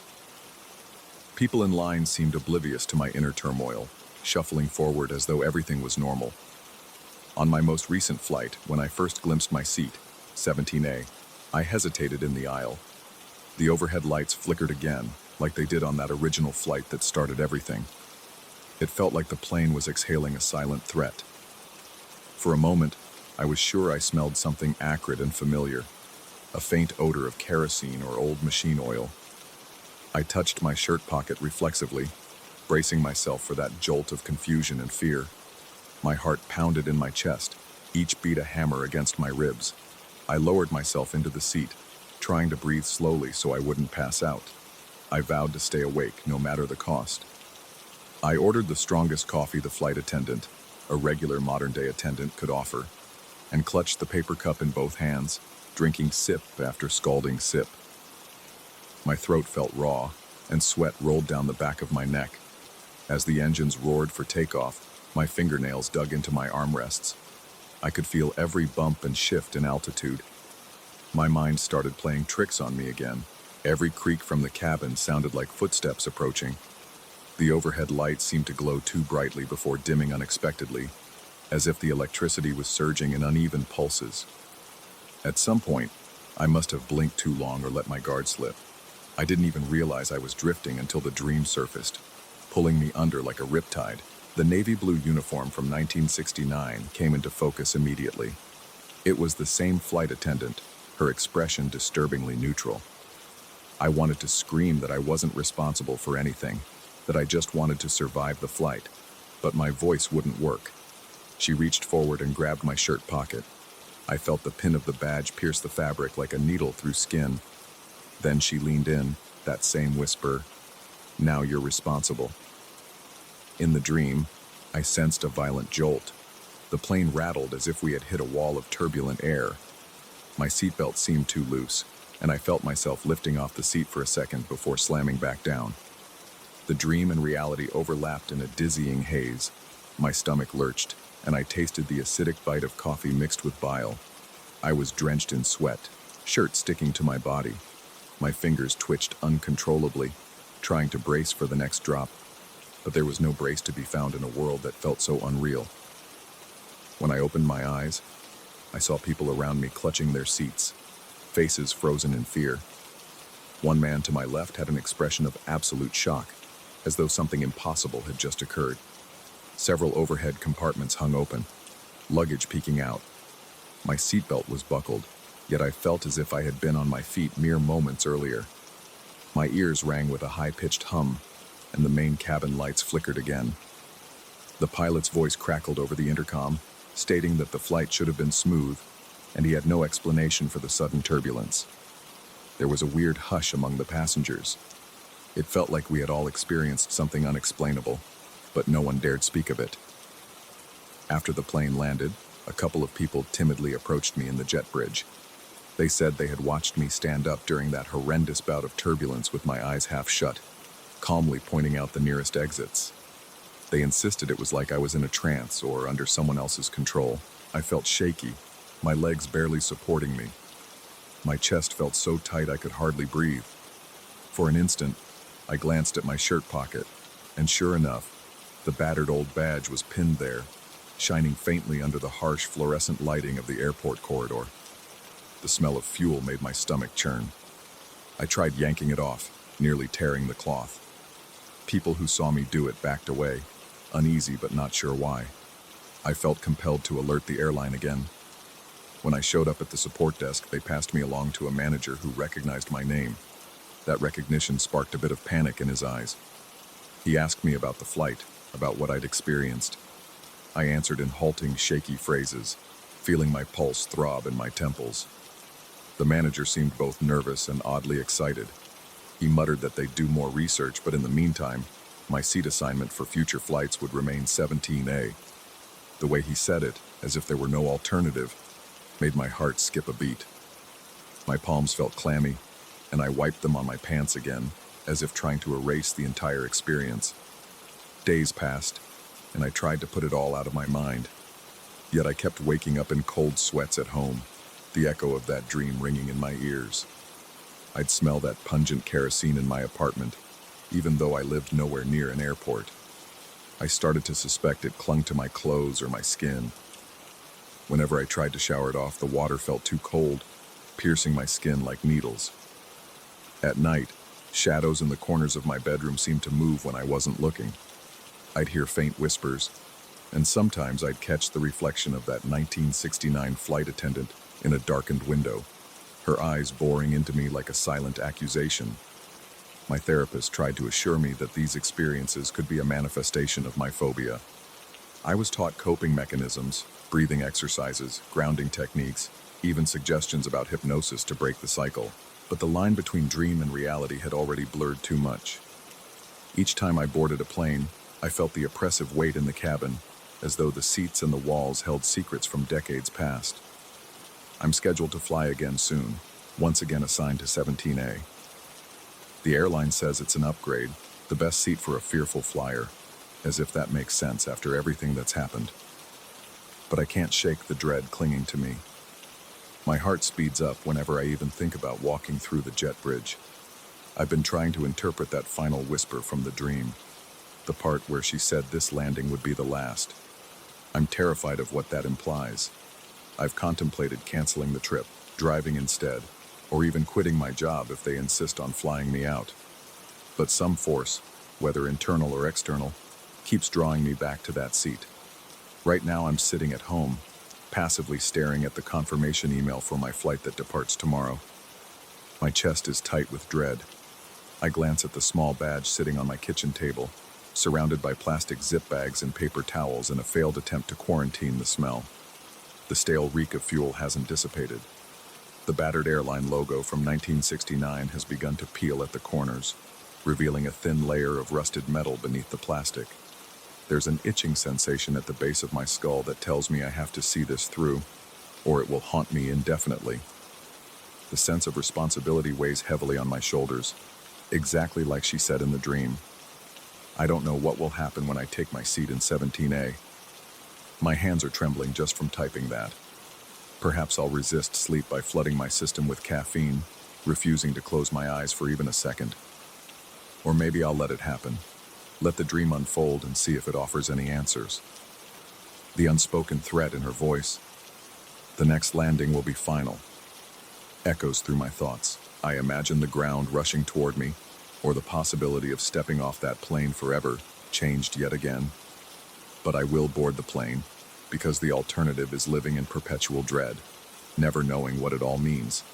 My fear of flying has morphed into a deeper terror of the unknown. There's no guarantee I'll find peace after this, but I can't continue half awake in the corners of my own life.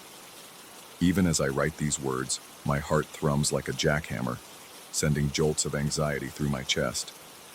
My mouth is so dry it's painful to swallow, and my fingers quiver on the keyboard.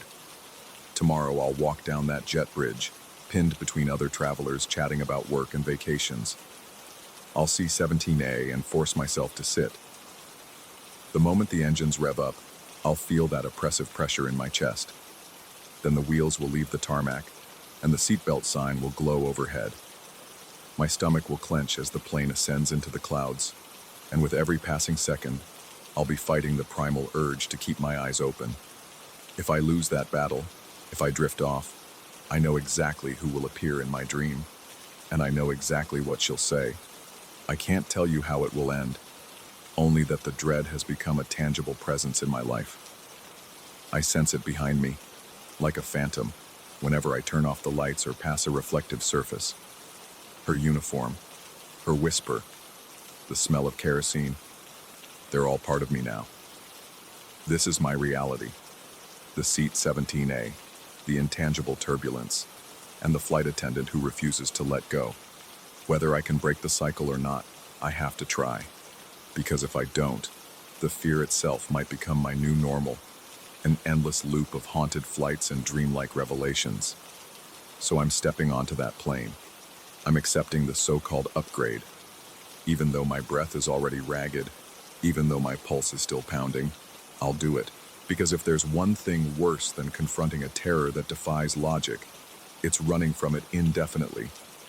Still, as I pack my carry-on, the final words of that nightmare echo in my mind like a curse. The next landing will be final. No matter what that means, I can't run anymore. I'll face the flight, seat 17A, and hope that whatever outcome awaits me, it won't cast a shadow I can never escape. Story 7. I sensed an unsettling presence the moment I brought that porcelain doll home.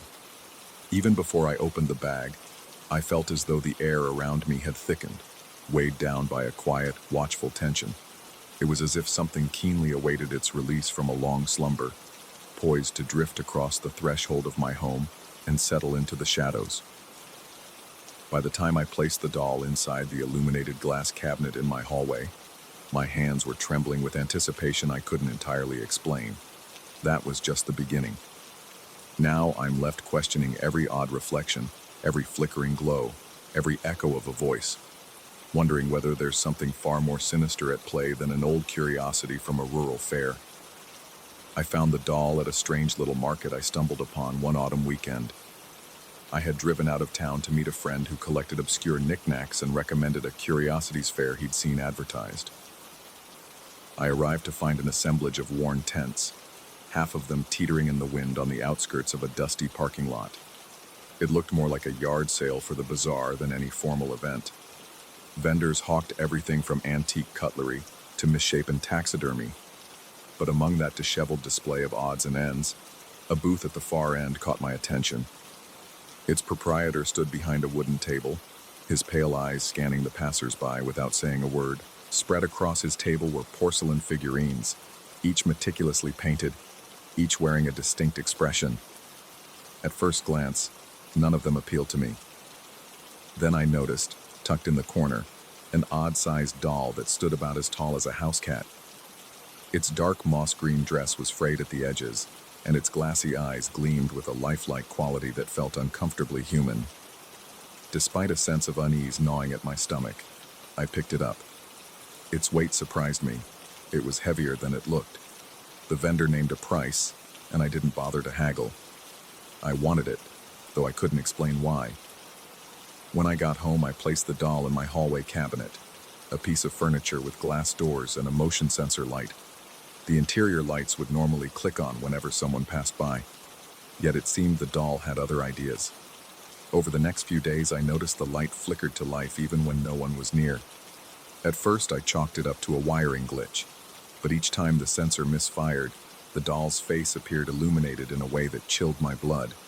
Its eyes seemed to follow me as I walked down the hallway, those lifeless glass orbs shining behind the crystal pane.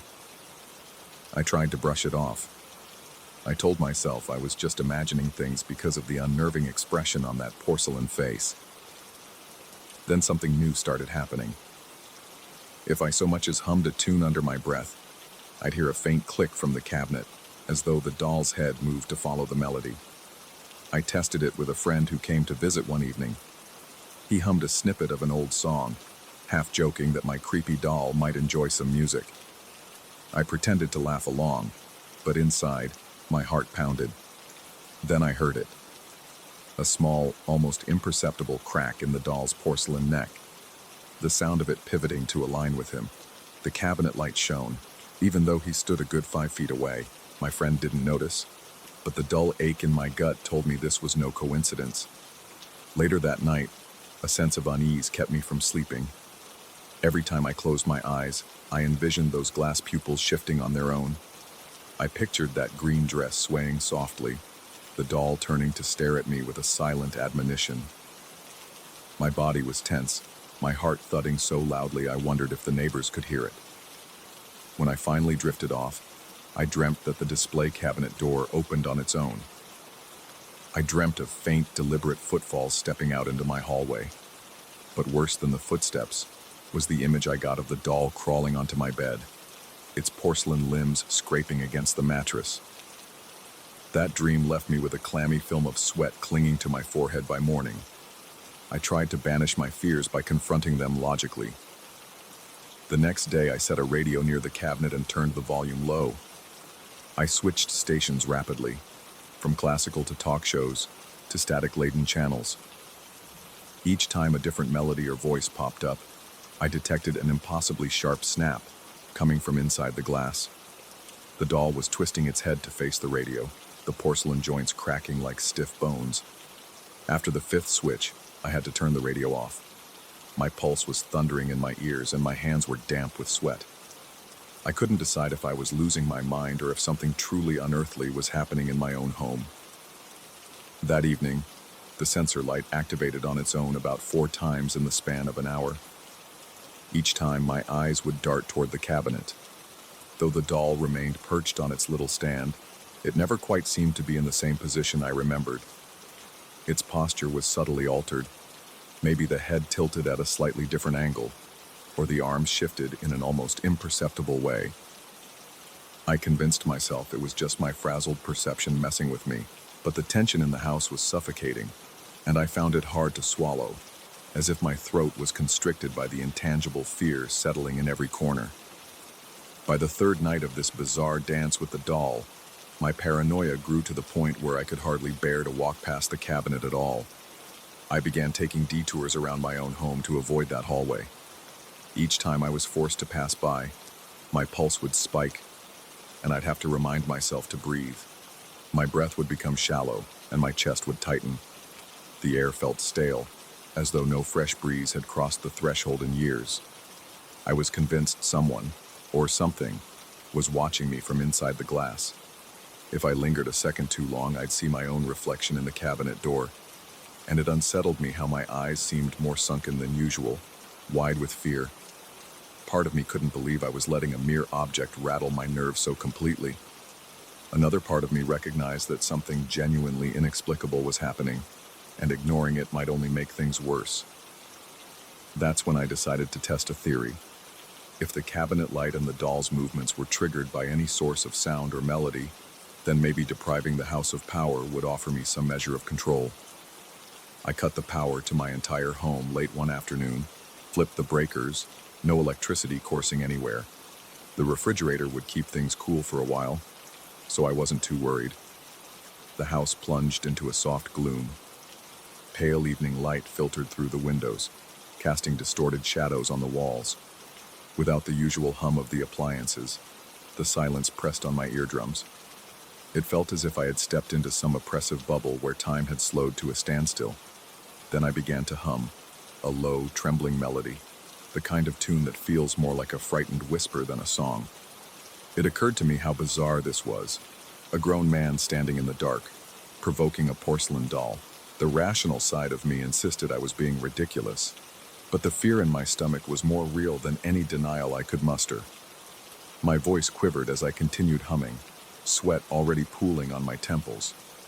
That's when I heard it. A sickening crack, like the sound of bones snapping under pressure. The cabinet's interior light flared up, though the house had no power.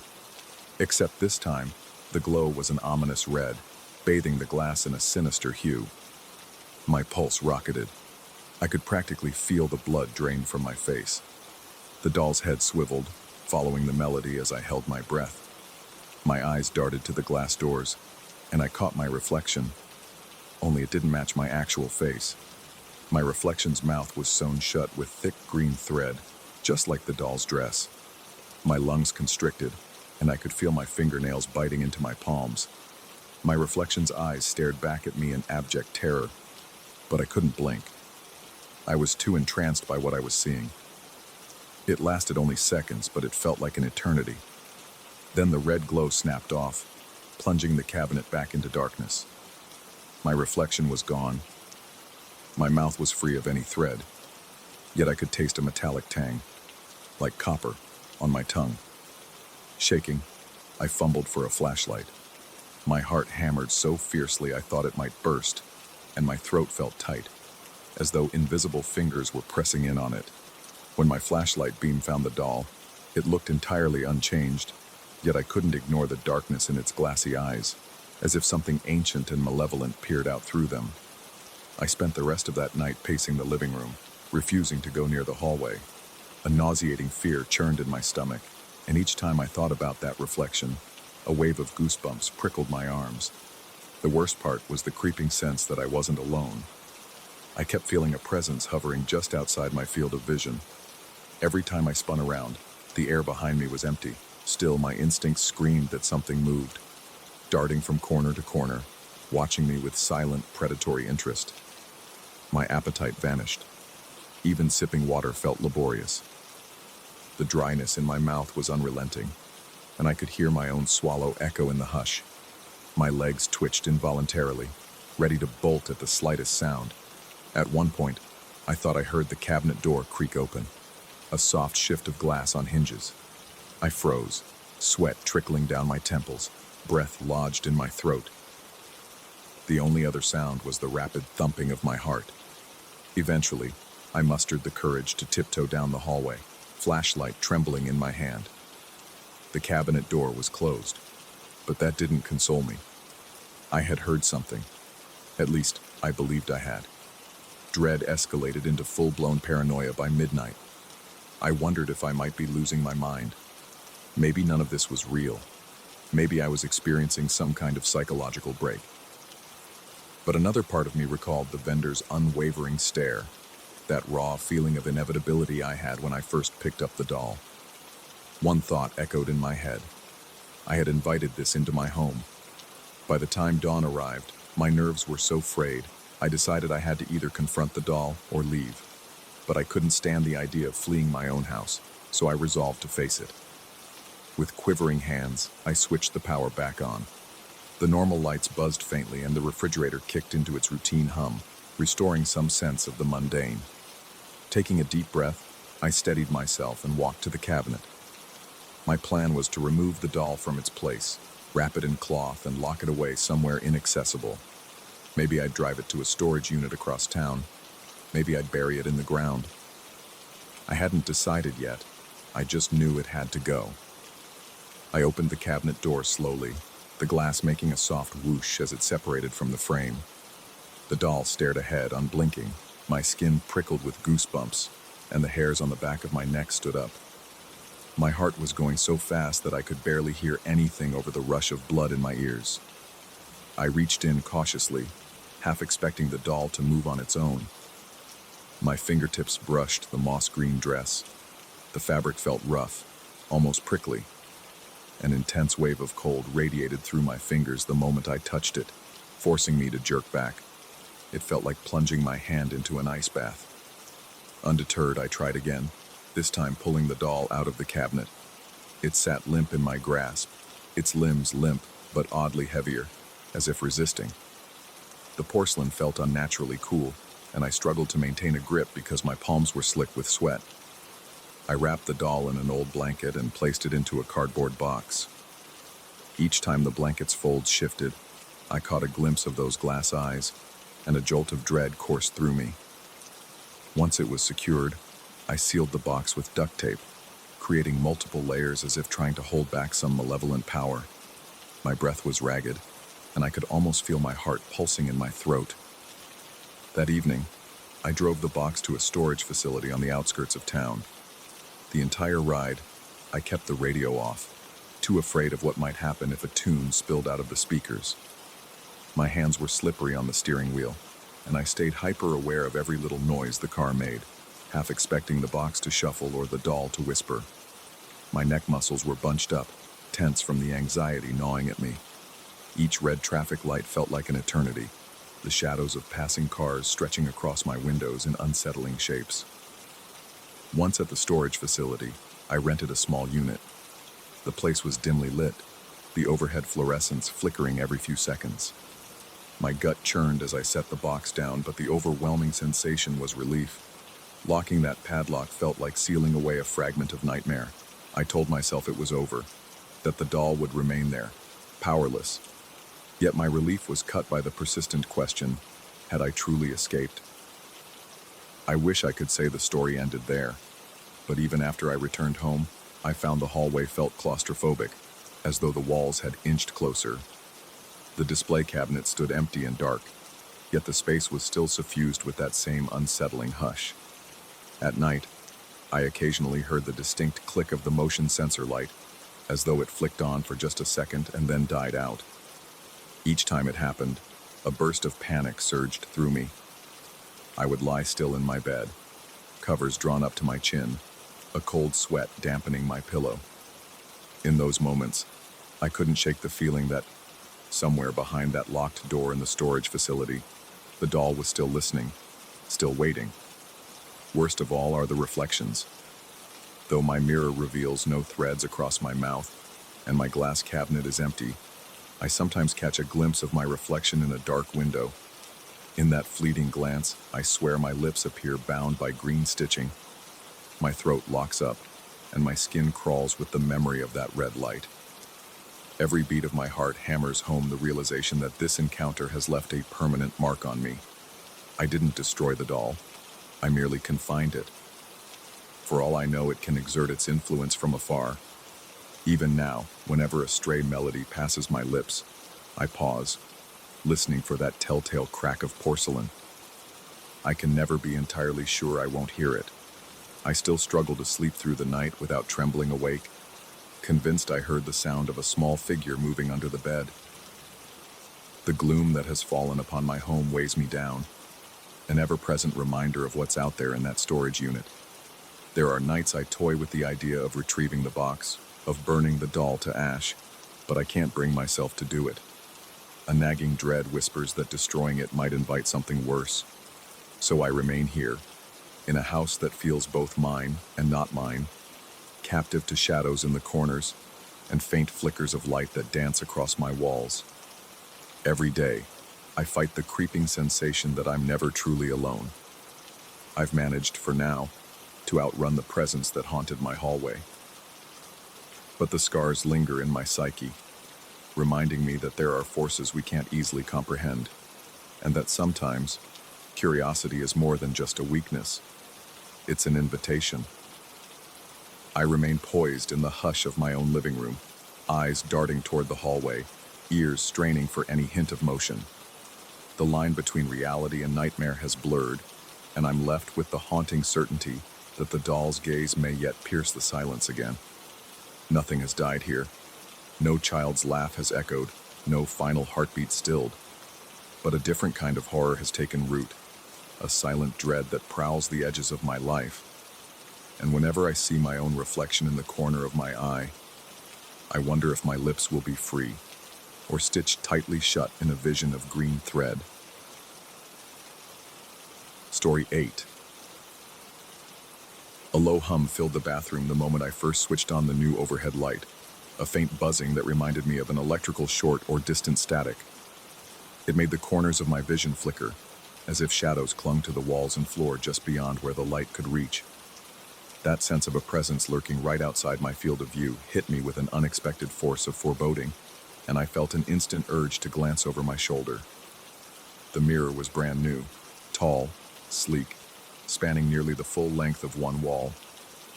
Something about its polished surface, shining too brightly, unsettled me. It felt like a window to somewhere else, as though someone on the other side was staring back. I'm not the type to jump at every creaking floorboard or breeze rattling the shutters, but this mirror was different from the start. Every time I stepped onto the tiled floor and caught my own reflection under that harsh overhead light, a tingle shot through me. My breathing would go shallow, and I had to steel myself against a sudden chill on my neck. I dismissed it as the natural unease that comes from a big renovation. Stress can do strange things to one's mind. Yet, it wasn't just stress that made me shiver. Even then, I felt the mirrored surface pulling at me, like a silent invitation to see something I shouldn't. It was about a week after I installed it that I truly began to notice her. The first morning it happened, I remember standing in front of the mirror, towel around my waist, brushing my teeth. I caught a glimpse of movement behind me, only a flicker at first, barely more than a suggestion of motion. When I glanced over my shoulder, there was nothing. The uneasy buzz in my ears got louder, and I felt my pulse spike with a sudden jolt of adrenaline. But there was nowhere for anyone to hide in that tiny space. I tried to reason that maybe it was my reflection, or the reflection of a reflection bouncing off the shower door. It almost worked, until I realized I had seen a silhouette that did not match mine at all. My silhouette was broad, muscular around the shoulders, with a short haircut. The shape behind me was slender, tall, with an elegant pose that suggested a woman. I chalked it up to fatigue, too many late nights. The next morning, however, it happened again, and this time I could see her more clearly. She stood close behind me in the mirror, so close that if she had been real, I would have felt the brush of her arm. Her face was turned slightly away from me, half lost in shadow, but I noticed she wore a bow, a dark navy blue ribbon tied neatly around a length of hair. My heart hammered so hard I felt it in my fingertips. My throat went dry, and a cold sweat broke out along my spine. Turning around, I found nothing but steam rising from the hot shower and the bare walls. Yet when I looked back at the mirror, for just half a second, the reflection lingered as though the woman had not vanished. Then it blinked out. From that point on, each morning introduced a new layer of dread. I began to dread walking into my own bathroom. I started leaving the light off, flipping the switch only when absolutely necessary, as if darkness was safer. But every time I flicked the light on, I felt that presence. My hands trembled when I reached for the doorknob and my breathing turned shallow. Often, I would just see the faintest impression of that figure. A pair of slender arms, the outline of a torso. a glimmer of that damn bow in her hair, always behind me, always adjusting the ribbon, as if fussing over her reflection. Then if I turned the light off, the mirror would keep glowing with her image for a second longer, like the afterimage of a flashbulb behind my eyelids. One evening, I confided this strange phenomenon to a friend over the phone. I avoided direct details, though, for fear of sounding completely unhinged. He told me it was most likely a trick of the mind, some reflection of a fixture or a curtain. He insisted that I just needed more sleep and to get out of the house more, maybe see a doctor if the visions didn't fade. His well-meant reassurances only gave me a brief respite, because as soon as I hung up, I realized how truly alone I was in my house. Every corner seemed charged with anticipation. The light in the hallway flickered. My heartbeat pounded in my ears. I avoided using the bathroom's overhead light, sticking to a small nightlight plugged into the outlet, as if that would drive away whatever waited behind the mirror's surface. A few days later, real bows began to appear on my bathroom floor, bows identical to the one I saw her wearing. I found the first one lying next to the sink, the dark blue ribbon neatly tied, exuding a sweet, cloying scent, unlike any perfume I had ever encountered. Something about that sugary fragrance made my stomach churn.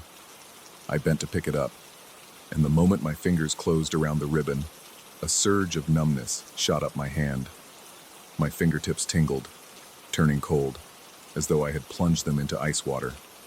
My vision clouded, and for a split second, I saw an ornate ballroom illuminated by golden lights, filled with couples gliding in perfect unison to distant, haunting music. It felt like the 1930s or some bygone era. Elegant attire, polished floors, the echo of refined chatter. Then the image vanished, leaving me shivering and gasping for air in my drab bathroom. I convinced myself that I must have misplaced an old ribbon, or that perhaps a friend had left it there as a prank. But a new bow showed up the next day, and then another the day after that. Each had the same sweet perfume that made my head spin, the same silky texture, the same navy hue. Every time I touched one, the numbness and visions returned. The glimpses of that 1930s ballroom became more vivid, more detailed, as if I was recalling a memory that didn't belong to me. I'd see people dancing, hear the soft murmur of conversation, taste the swirling haze of perfume in the air. My heart felt like it was trying to escape my chest, and I would inhale sharply as if waking from a feverish dream. I found myself becoming more paranoid. My senses sharpened at every sound, a creaking pipe, a dripping faucet, a gust of wind against the window. I began to suspect that the mirror's reflection followed me beyond the bathroom. Out of the corner of my eye, I'd see that dark blue ribbon trailing around a hallway corner or a flash of movement in the reflection on my phone screen. I would spin around, feeling my nerves tighten like overdrawn wires, only to find empty space. I couldn't sleep well, jolting awake in the middle of the night with my pulse racing. The house felt too big, too quiet. My own breathing sounded too loud in the darkness, and I felt as though someone else was in the room, watching. Sweating, trembling, I would reach for the lamp on my bedside table, half expecting to find that woman from the mirror standing at the foot of my bed. But she never appeared outside that glass barrier, at least not yet. Each time I gathered enough courage to face the bathroom mirror, I could sense a tension in the air, as if it thickened around me. My lungs drew tight. My mouth went dry.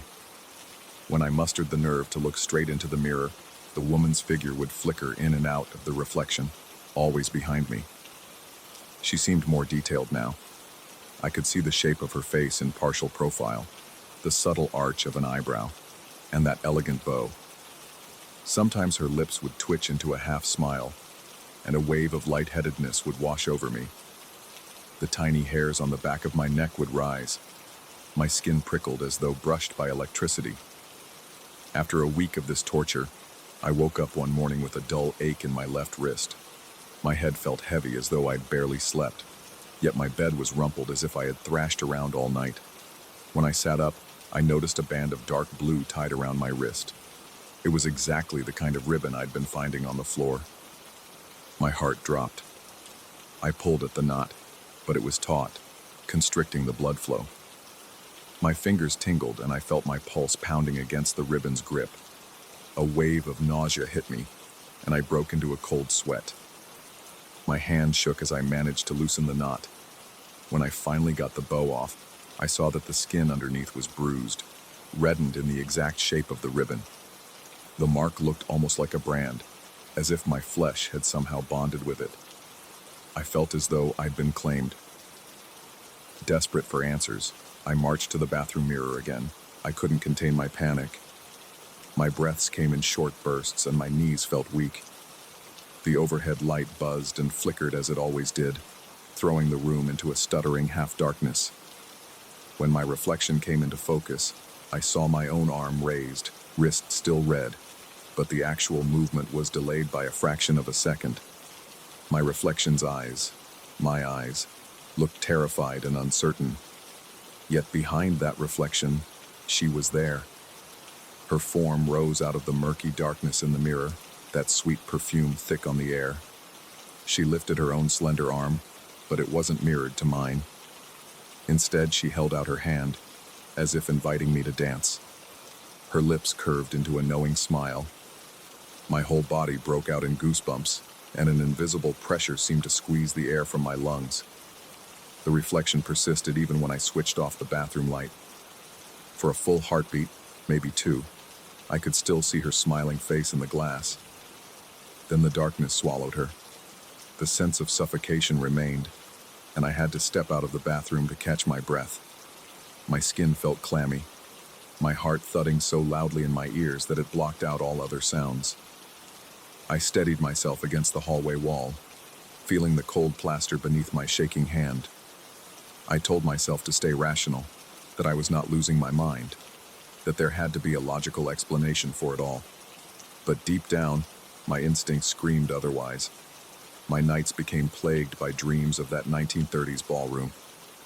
In these dreams, the floor was polished to a mirror sheen, and couples drifted gracefully, all wearing dark blue accents or ribbons. I was always there, trapped in the corner, unable to move my feet properly, forced to watch.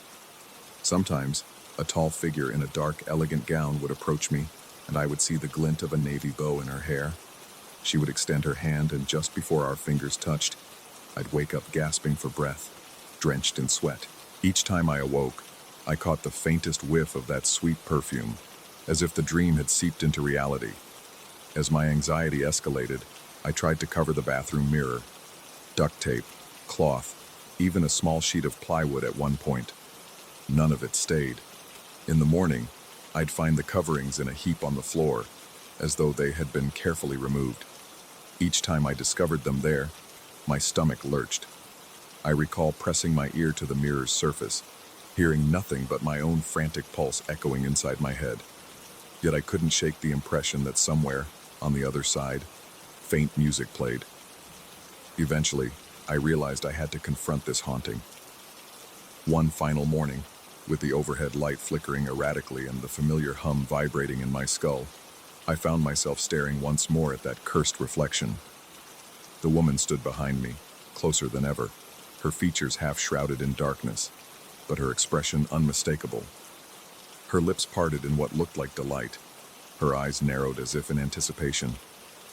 She reached out, but rather than tapping my shoulder, her hand seemed to pass through my reflection. All at once, the overhead light sputtered, dimming just enough that her image became sharper. Then, the reflection changed. I saw only my arm raised to the side, as though holding an invisible partner. She moved in unison, swirling behind me, that bow in her hair bobbing gracefully. My heart hammered so violently I could scarcely breathe. A cold, prickling sweat broke out across my forehead. I felt a force pulling at my wrist, the same one I'd found tied by the ribbon. The air felt heavier, thicker. My ears roared with the rush of blood, and my vision blurred at the edges. Despite every instinct telling me to run, I remained rooted to the spot, compelled by a strange inertia. At that moment, the power went out entirely. The bathroom was plunged into pitch blackness, yet, in the darkness, I saw her smile, an eerie glimmer of teeth, and the suggestion of eyes fixed on me. My own reflection had vanished, replaced by a swirling mass of shadows. I heard a hushed whisper, almost a sound of fabric shifting on a dance floor. The sweet perfume enveloped me, filling my nostrils until I felt like choking. My stomach twisted in fear and something else, an inexplicable pull, an almost longing to follow her into that swirling darkness. I don't know what exactly happened next. All I recall is a wave of dizziness and a single blink of light, like a camera flash. When the power returned a minute or so later, I found myself alone. The bathroom mirror was intact, its surface reflecting only my trembling figure. My arm was lowered. The bruise from the ribbon was throbbing, but no new mark appeared. The woman was gone. For a moment, I just stood there, hands braced against the sink, chest heaving, tears burning at the corners of my eyes. Then I noticed something off. The sweet perfume was still lingering, thick and undeniable. Yet there were no bows on the floor, no hints of ribbons or swirling illusions in the glass. I felt my limbs shaking uncontrollably. My breathing came in shallow gasps, and my heart thumped like it was about to jump out of my ribcage. I touched my left wrist and winced at the raw pain. Though I could see no one in the mirror, I felt as if something, or someone, had left a presence on my skin. Now, days later, I still avoid that mirror as much as possible. I keep the overhead light off and rarely step foot in the bathroom except when absolutely necessary. Still, I can't shake the sense that she is there, waiting beyond the reflection, ready to continue the dance if I let my guard down. Sometimes I catch that fleeting shape in the mirror. Sometimes I sense her next to me as I wash my hands, bowing ever so slightly in the watery reflection. And every so often, a stray navy bow appears somewhere in the house, on a windowsill, beneath my pillow, on the staircase, filling me with dread and a trembling curiosity. I try not to touch them anymore. My fingers still ache from the last time I tried. I often wonder if I've been chosen or claimed by some spirit bound to that mirror, if the woman in the reflection is a specter from another time who sees me as her partner. Or maybe it's all in my head, a product of mounting paranoia. Yet the physical evidence remains. The ribbons, the bruises, that nauseating perfume. Every day I resist the temptation to smash the mirror, to rid myself of it once and for all. But some part of me worries that destroying it might only open a door, unleashing whatever stands on the other side. I don't believe I'll ever truly feel at ease in my own home again. Every time I see my reflection, I hold my breath, waiting for her face to emerge behind me. The real horror is that I've grown used to it in a twisted way. Fear has become my routine. My heart still pounds, my palms still sweat. But I no longer question whether I'm awake or dreaming. The woman is there, whether I want to acknowledge her or not. And sometimes late at night, when the house is silent except for the faint hum of electricity in the walls, I imagine I hear soft music drifting through the mirror. It calls to me like a distant memory of a grand dance floor, urging me to return. And as much as I dread it, a tiny part of me wonders what it would feel like to finally give in and let her lead me into the darkness. Story 9. Even now, I still taste the grit on my tongue, and every so often, I catch a phantom scent of singed hair drifting through my memory. At night, when I lie awake in the dark, I can almost feel the weight of an unseen presence leaning in close. Listening to my panicked breaths, that feeling never quite disappears. It clings to me like the damp chill that seeped into my bones during my last weekend at my uncle's watchtower. I thought I knew what fear felt like before, but that trip made my heart pound in ways I didn't think possible. I felt my every nerve straining, expecting something terrible around every corner. And perhaps worst of all, I was forced to question the boundaries of reality, wondering if my mind had finally betrayed me, or if something unspeakable truly lurked in that dilapidated tower. I always considered my uncle's old property an oddity, even when I was younger. But there was a strange charm to it, a vast countryside with rolling fields, a weather-beaten barn, and that watchtower looming over everything. The structure itself was built in the 1970s, complete with a rickety spiral staircase, and a massive analog TV perched up top. My uncle had rigged that television in a way that baffled me. He claimed it helped him monitor the cattle, some contraption of cameras and signals that let him watch over the pastures in real time.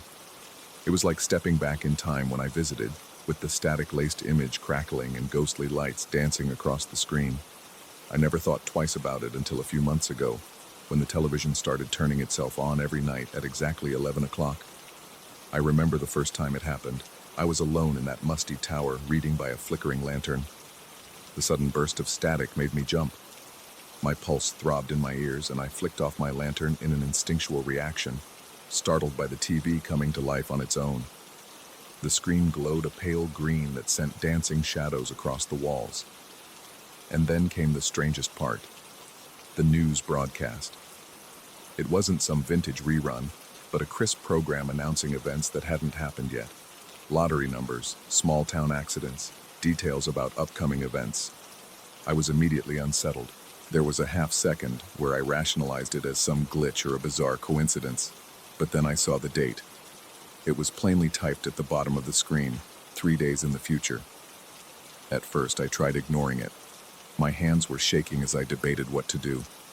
The remote was nowhere to be found, so I went for the plug. The instant I pulled the cord, the screen inverted into a negative image, and there I was, bright and distorted, crouched in front of the TV. It showed me staring right back, covered in mud up to my neck, eyes half shut and sunken in. The hair on my arms stood up, and a chill shot down my spine. I shoved the plug back in reflexively, as though that could make the eerie vision vanish. The broadcast resumed, now describing in chilling detail a minor road collision that, according to the text scrawling across the screen, would happen on a weekday afternoon. I remember swallowing hard, a bitter taste of panic rising in my throat. I almost bolted out of the tower right then, but my curiosity and stubbornness got the better of me. That was just the start. Each time I visited, at precisely 11 at night, the TV would snap on. The newscaster would calmly report future headlines, some about freak accidents, others about trivial community announcements or lottery results. Nothing too catastrophic, yet always phrased with an eerie certainty. My fear grew along with my fascination. I started keeping notebooks. I'd jot down lottery numbers, check the news in town, verify events. When even the little details turned out to be accurate, I felt my heart race with each confirmation. My palms would sweat as I realized I was glimpsing days ahead of reality, and I had no logical explanation. My uncle, when I asked him about it in a roundabout way, just shrugged and mentioned he'd never seen such a thing, then asked if I was getting enough sleep. I avoided telling him everything. I didn't want him thinking I'd lost my mind. Instead, I told him the TV was acting up, and he suggested I bring a new cable or maybe replace a fuse. At no point did he seem surprised, which disturbed me more. Maybe he knew something that he wasn't sharing, or maybe he truly had no idea. In any case, I was left alone to deal with it. Each night in that tower, my heart would pound whenever the clock neared 11. Sometimes I tried to stay downstairs, but I would hear a faint click and the hum of the screen flickering to life, drawing me back in like a moth to a flame. Last Sunday was when everything escalated to a point I could no longer handle.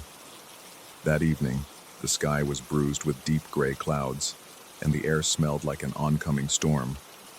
My entire body felt tense as I climbed the spiral staircase to the tower room. I was dreading the moment the TV would spark to life again. The wind rattled the windows, and faint squeaks echoed in the old beams overhead, making me feel as though I was being watched from every corner. Sure enough, at 11 sharp, the screen lit up. This time, the newscaster's voice was calm, almost soothing in its droning tone. I found myself leaning forward despite my better judgment, my heart thudding in my chest.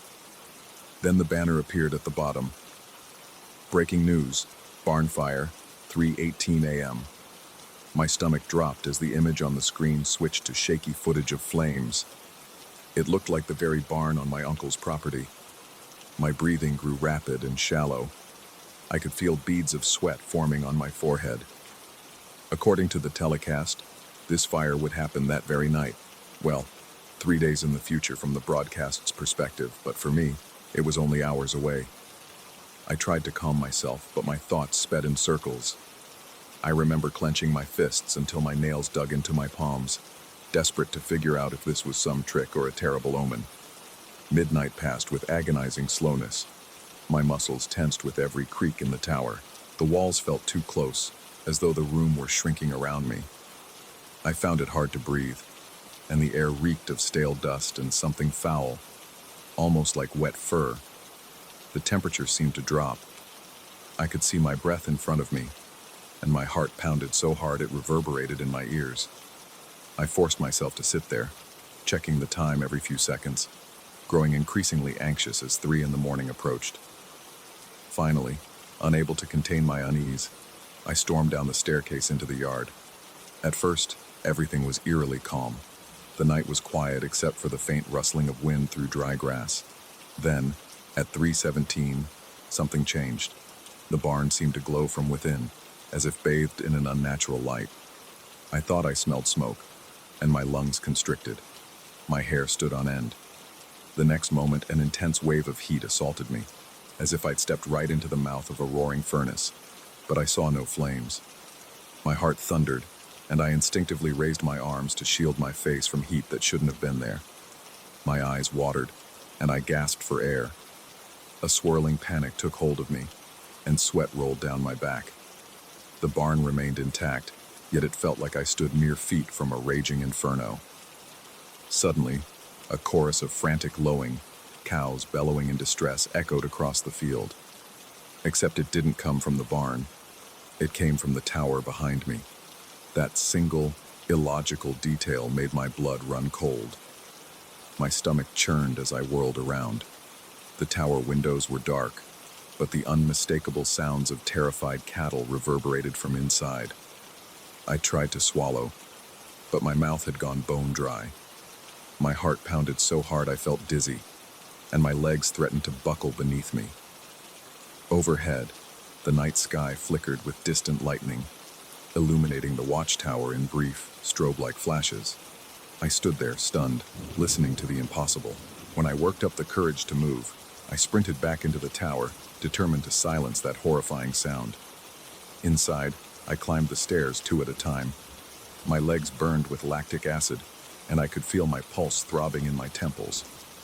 The mooing had stopped by the time I reached the top, and the sudden silence was even worse.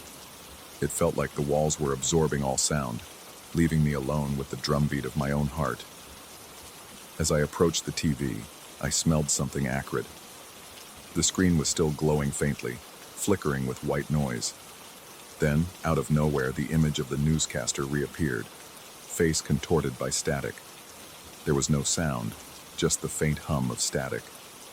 My spine tingled, and I took a step back, nearly tripping over a loose floorboard. Without warning, the TV let out a loud pop, and the screen went dark. An overpowering stench of burned electronics and singed hair filled the small room. My eyes watered, and I covered my nose and mouth, fighting back a wave of nausea. The television set crackled one last time as if letting out a dying breath, then exhaled a thin wisp of smoke into the air. A profound sense of dread clutched at my chest, though I felt a shred of relief that the infernal broadcast had finally died. Yet it was too soon to celebrate. The second I turned to leave, I noticed a damp, muddy footprint on the floor. It was shaped like a boot print, my boot size, leading away from the TV toward the narrow window on the north side of the tower. My stomach flipped. I lifted my own foot to compare, and though the shape matched, my boots were clean and dry. I followed the muddy prints across the room, each step more ominous than the last. They stopped at the window, where the glass had been smeared with what looked like brown sludge from the outside. My heart hammered as I tried to process the implication that something, or someone, had manifested footprints, as if I had been trudging through sticky mud. Trying to regain composure, I leaned against the wall, panting, sweat dripping down my face. The swirl of fear and confusion made my head spin. I could still feel an undercurrent of heat in the air, though the barn outside looked quiet and dark again. My body trembled from exhaustion and fear. The scalding wave I'd experienced near the barn and the bizarre vision of negative images on the TV felt like fragments of a nightmare. I might have suspected I was sleepwalking if not for the pungent smell of burnt hair still assaulting my nostrils. Desperate to escape the suffocating atmosphere of the tower, I rushed downstairs. My lungs heaved with each breath, and my hands trembled so badly that I had trouble unbolting the heavy tower door. Outside, the night air felt unnaturally still, but at least I could breathe. I stood there, letting the soft breeze cool the sweat on my skin. There was no hint of smoke, no crackle of embers. The barn stood silently in the moonlight, its old timbers untouched. My heart rate gradually slowed, but I remained jumpy, flinching at every rustle in the grass. I finally retreated to my truck. My uncle's house was just a few miles away, but I didn't bother going there. I couldn't bear to explain what had just happened. Or maybe I simply lacked the courage to confront the possibility that he might confirm my worst fears or dismiss me entirely. Instead, I ended up behind the wheel, engine idling, while I tried to steady my breathing. For a moment, I considered driving straight home, leaving the farmland behind for good. But something told me I needed to close the loop, make sure the barn wouldn't suddenly burst into real flames once I was gone. So I waited. Minutes passed in painfully slow increments, each second thick with tension. I gripped the steering wheel until my knuckles turned white. The air inside the truck felt heavier than the humid night outside. My eyelids began to sag from adrenaline crash, but I kept forcing myself to stay awake, to watch the barn in case those invisible embers reignited. By dawn, nothing had changed. The horizon glowed with a hazy orange, and the farmland looked peaceful again. No flickers of supernatural fire, no frantic mooing echoing from strange places. I finally allowed myself to drive away, convinced that I had to leave before my mind unraveled further. In my rearview mirror, the watchtower receded into the distance, silent and brooding. I shuddered, remembering the negative image of my mud-drenched form on the TV screen. A few days have passed since then, and I'm still jumpy in my own apartment. The slightest noise, a creak of the floor, the static burst of a faulty radio, makes my heart thump uncomfortably. My throat goes dry every time I think about that distorted broadcast, the acrid smell of burned plastic, and those impossible footprints. I'm half afraid I'll glance at my own reflection one day and see mud caked to my shoulders, the same vacant eyes I saw in that negative image. I haven't told my uncle all the details, only that I left early due to some urgent errands. Part of me suspects he already knows that something deeply wrong resides in that old watchtower. Perhaps he once saw the same phenomenon and chose to ignore it, or he's simply too used to the bizarre to question it. Either way, the final moments in that tower have shaken me to my core. Now, late at night, I catch myself peering at my phone's clock when it's near 11. My pulse quickens. I wonder if somewhere, on that deserted farmland, the old analog TV tries to flicker back to life, broadcasting future tragedies or impossible illusions. And I wonder if, in those transmissions, my face might still appear, sinking into dark, slimy earth. The thought alone is enough to make me break into a cold sweat. My hands tremble, and my heartbeat resonates in my skull.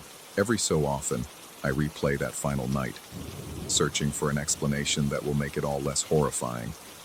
No explanation comes.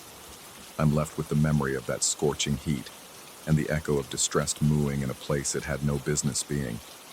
The watchtower may still be standing, silent for now, but heavy with secrets waiting to resurface. I doubt I'll ever feel at ease again, not with the knowledge that some boundaries of nature were twisted in front of me like a cheap illusion. The terror I felt that night lingers in the corners of my mind, impossible to brush away. And so, I stay far from that tower. Yet in my dreams I still see its silhouette against a lightning-streaked sky. I smell the burning inside the cramped room, feel the muddy floor under my feet, and see the flicker of a news anchor predicting events that haven't yet unfolded. I don't sleep well anymore. Some nights, as the clock ticks toward 11, I jerk awake, heart hammering, convinced I hear static emanating from a distant television. I stare into the darkness, trying to slow my breathing. uncertain whether something waits for me in that farmland, or if my own mind has become the real prison. Either way, the sense of impending dread remains, an invisible bond tying me to that tower, reminding me there are forces at play I may never fully understand or escape. Story 10. The air in the Victorian studio felt stale from the moment I stepped inside, as though something thick and ancient clung to the walls. The corridor leading to the main room smelled of dust and faint mold, and every footstep I took seemed to echo longer than it should. It was late afternoon when I arrived, but the dying light through the tall, narrow windows did little to chase away the shadows pooling in the corners. My heart was already pulsing a bit faster than usual, unsettled by the atmosphere, but trying to brush it off as travel fatigue. I had rented this place for a 3-day conference I was organizing, thinking the lavish Victorian design would impress potential clients. The listing photos showed ornate wallpaper, heavy drapes, and a grand display cabinet filled with porcelain dolls. An odd touch I assumed would be a quirky conversation starter. In reality, the place felt more like a museum frozen in time.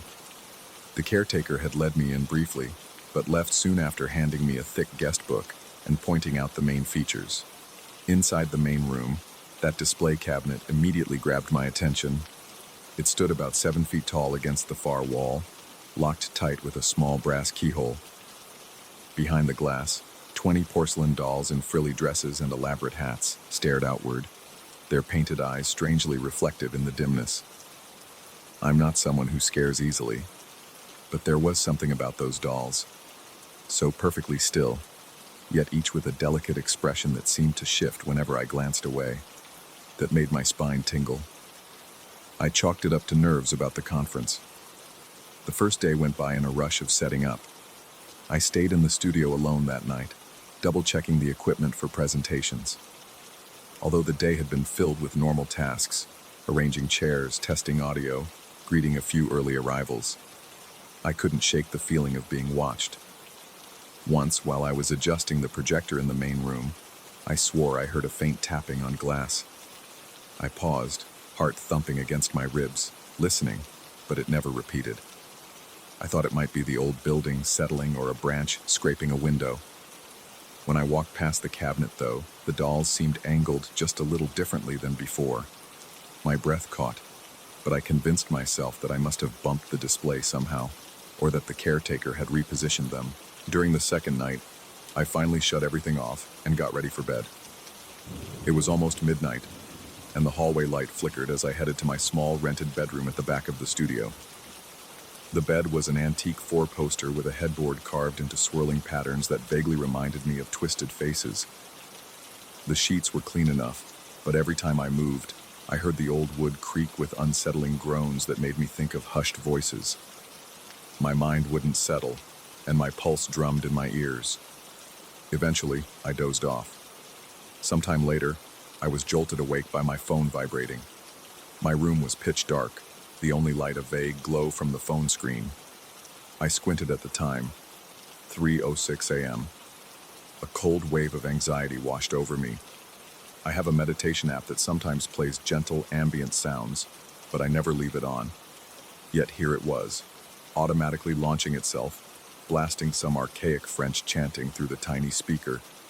The voices were shrill and hollow, clashing and overlapping in a hypnotic hum. Confused and still half asleep, I tried to pause or mute it, but my screen showed no signal, and the on-screen controls were unresponsive. My heart pounded and I felt a cold sweat forming on the back of my neck. I managed to force close the app, letting the room fall silent again. For a few seconds, I listened for any explanation, maybe a random glitch or a known bug. But out in the corridor, I heard a soft noise like sliding glass. It was such a distinct, careful sound that I jerked upright, blood thudding in my ears. I stepped out of bed, legs shaky, and crept toward the door. My mouth was dry, and when I tried to swallow, my throat felt raw. The corridor was drenched in darkness, so I fumbled for the light switch.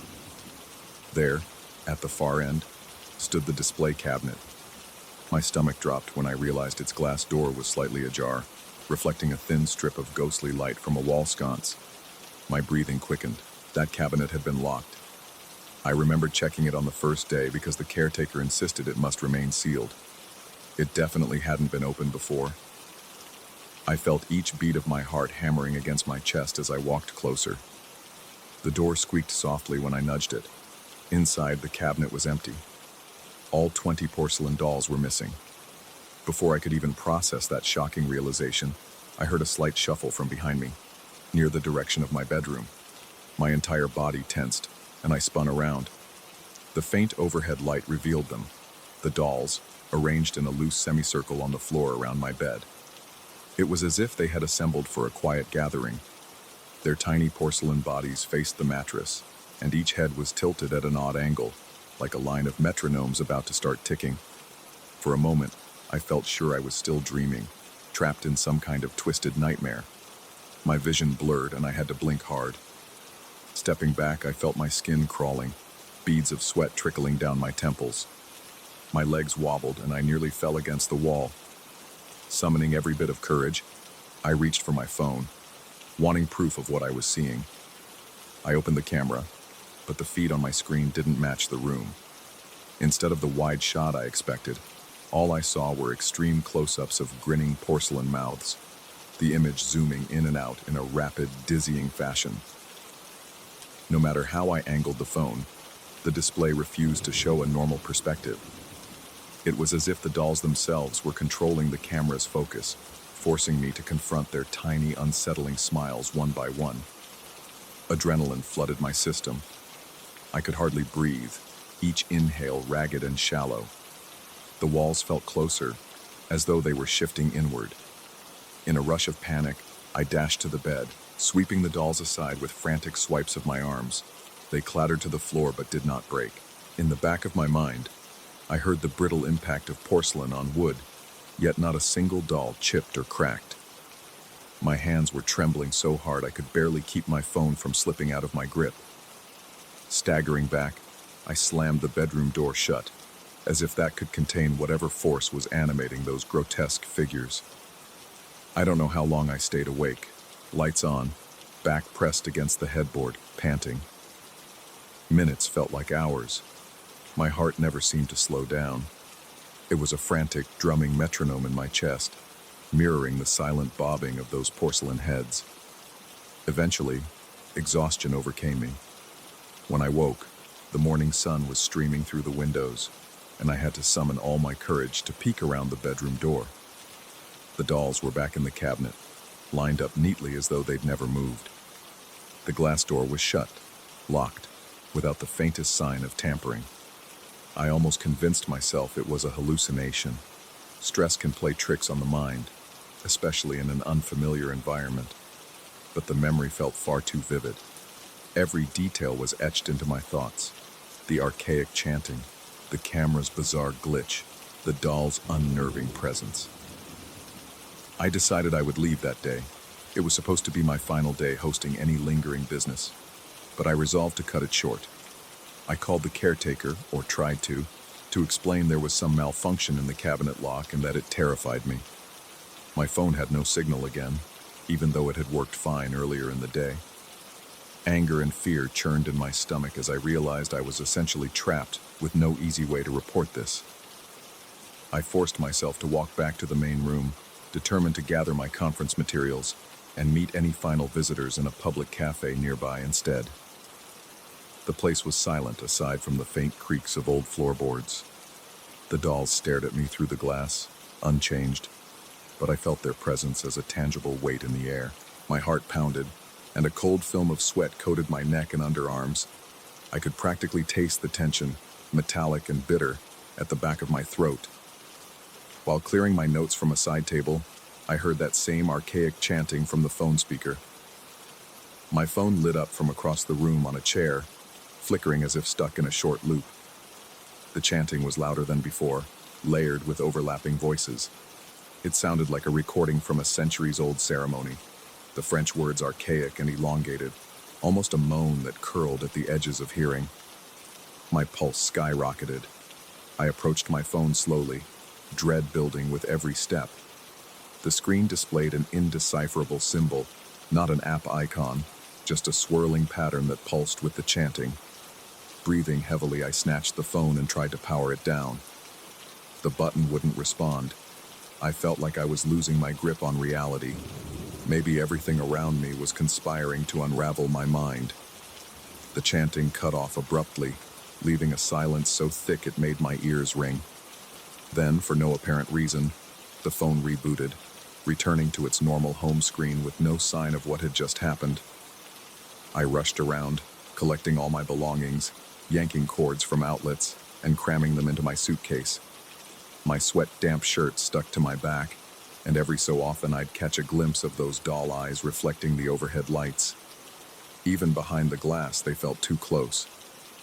My body trembled with the tension of knowing that in this place, the ordinary rules didn't seem to apply. By the time I reached the front door, early sunlight glowed outside, but it was far too weak to feel comforting.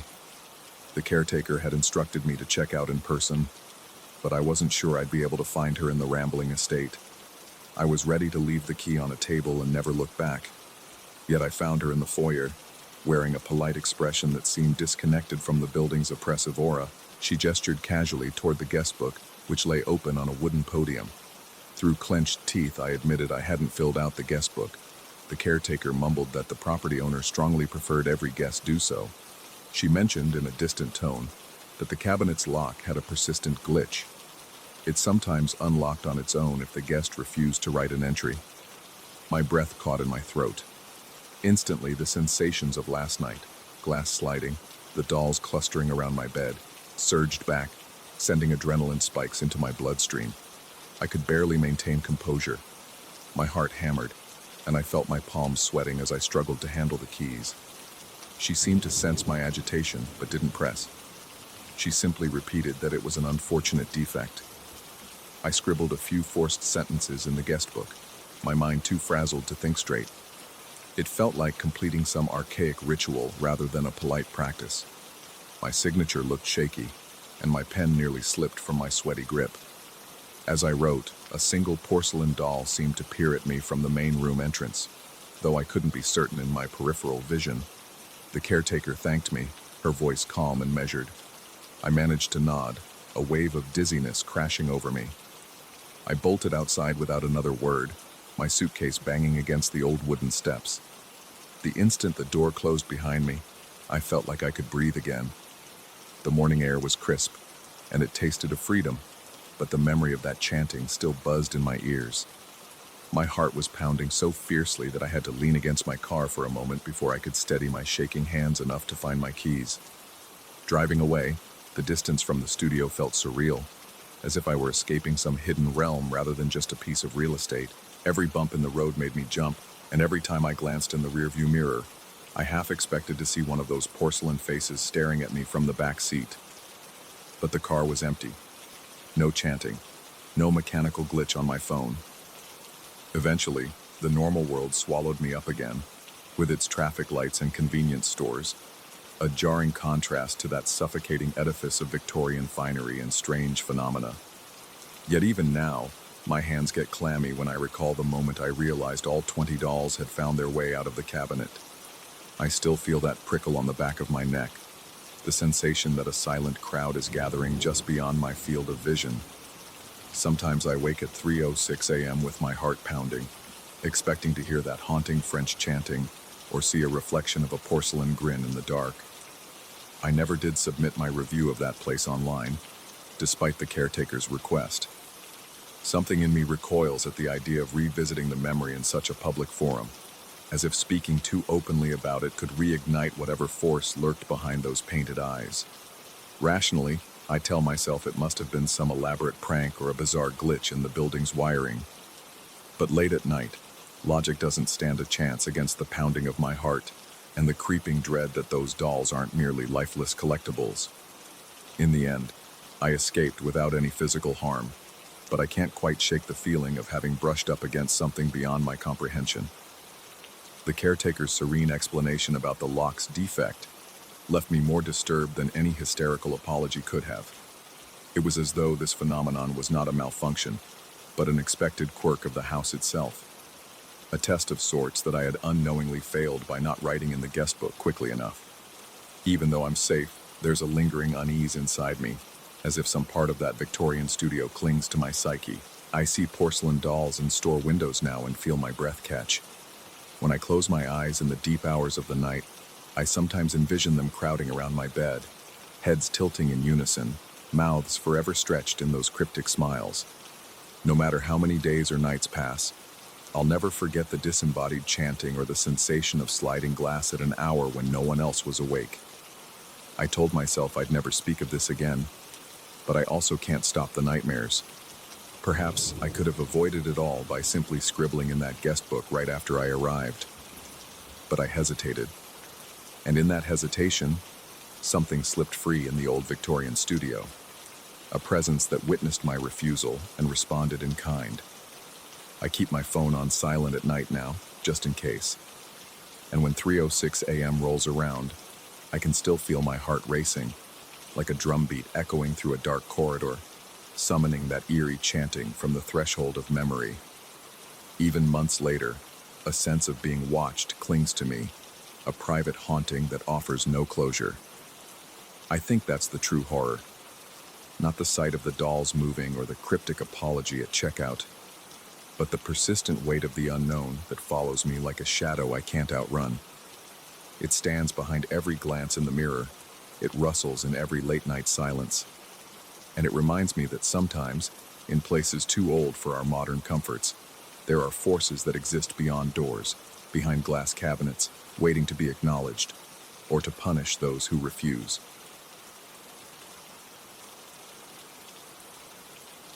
Story 11.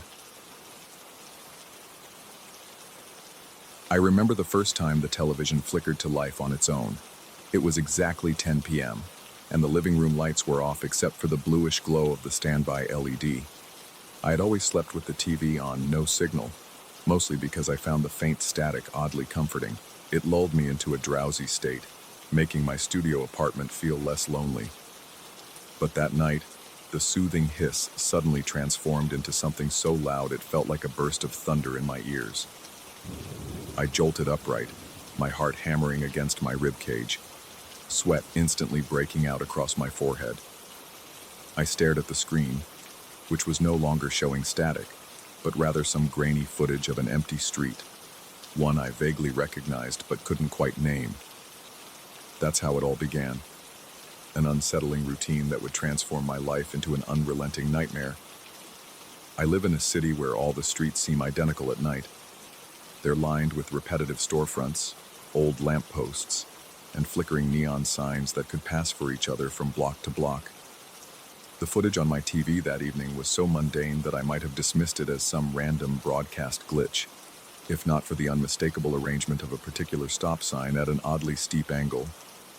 A few days later, during my morning commute, I walked by that exact street. The stop sign was bent in precisely the same way. My stomach lurched as if I had missed a step descending a staircase. I felt a wave of vertigo, and for a moment I thought I was about to pass out. The air felt too thick to breathe, and my heart pounded as though it might burst. I remember gripping a lamppost to steady myself while I tried to rationalize what I had seen. By the following week, the TV had developed a mind of its own. Every night at 10 p.m. sharp, the volume would crank itself to a deafening level, and a new location would appear on the screen. Each scene was more unsettling than the last.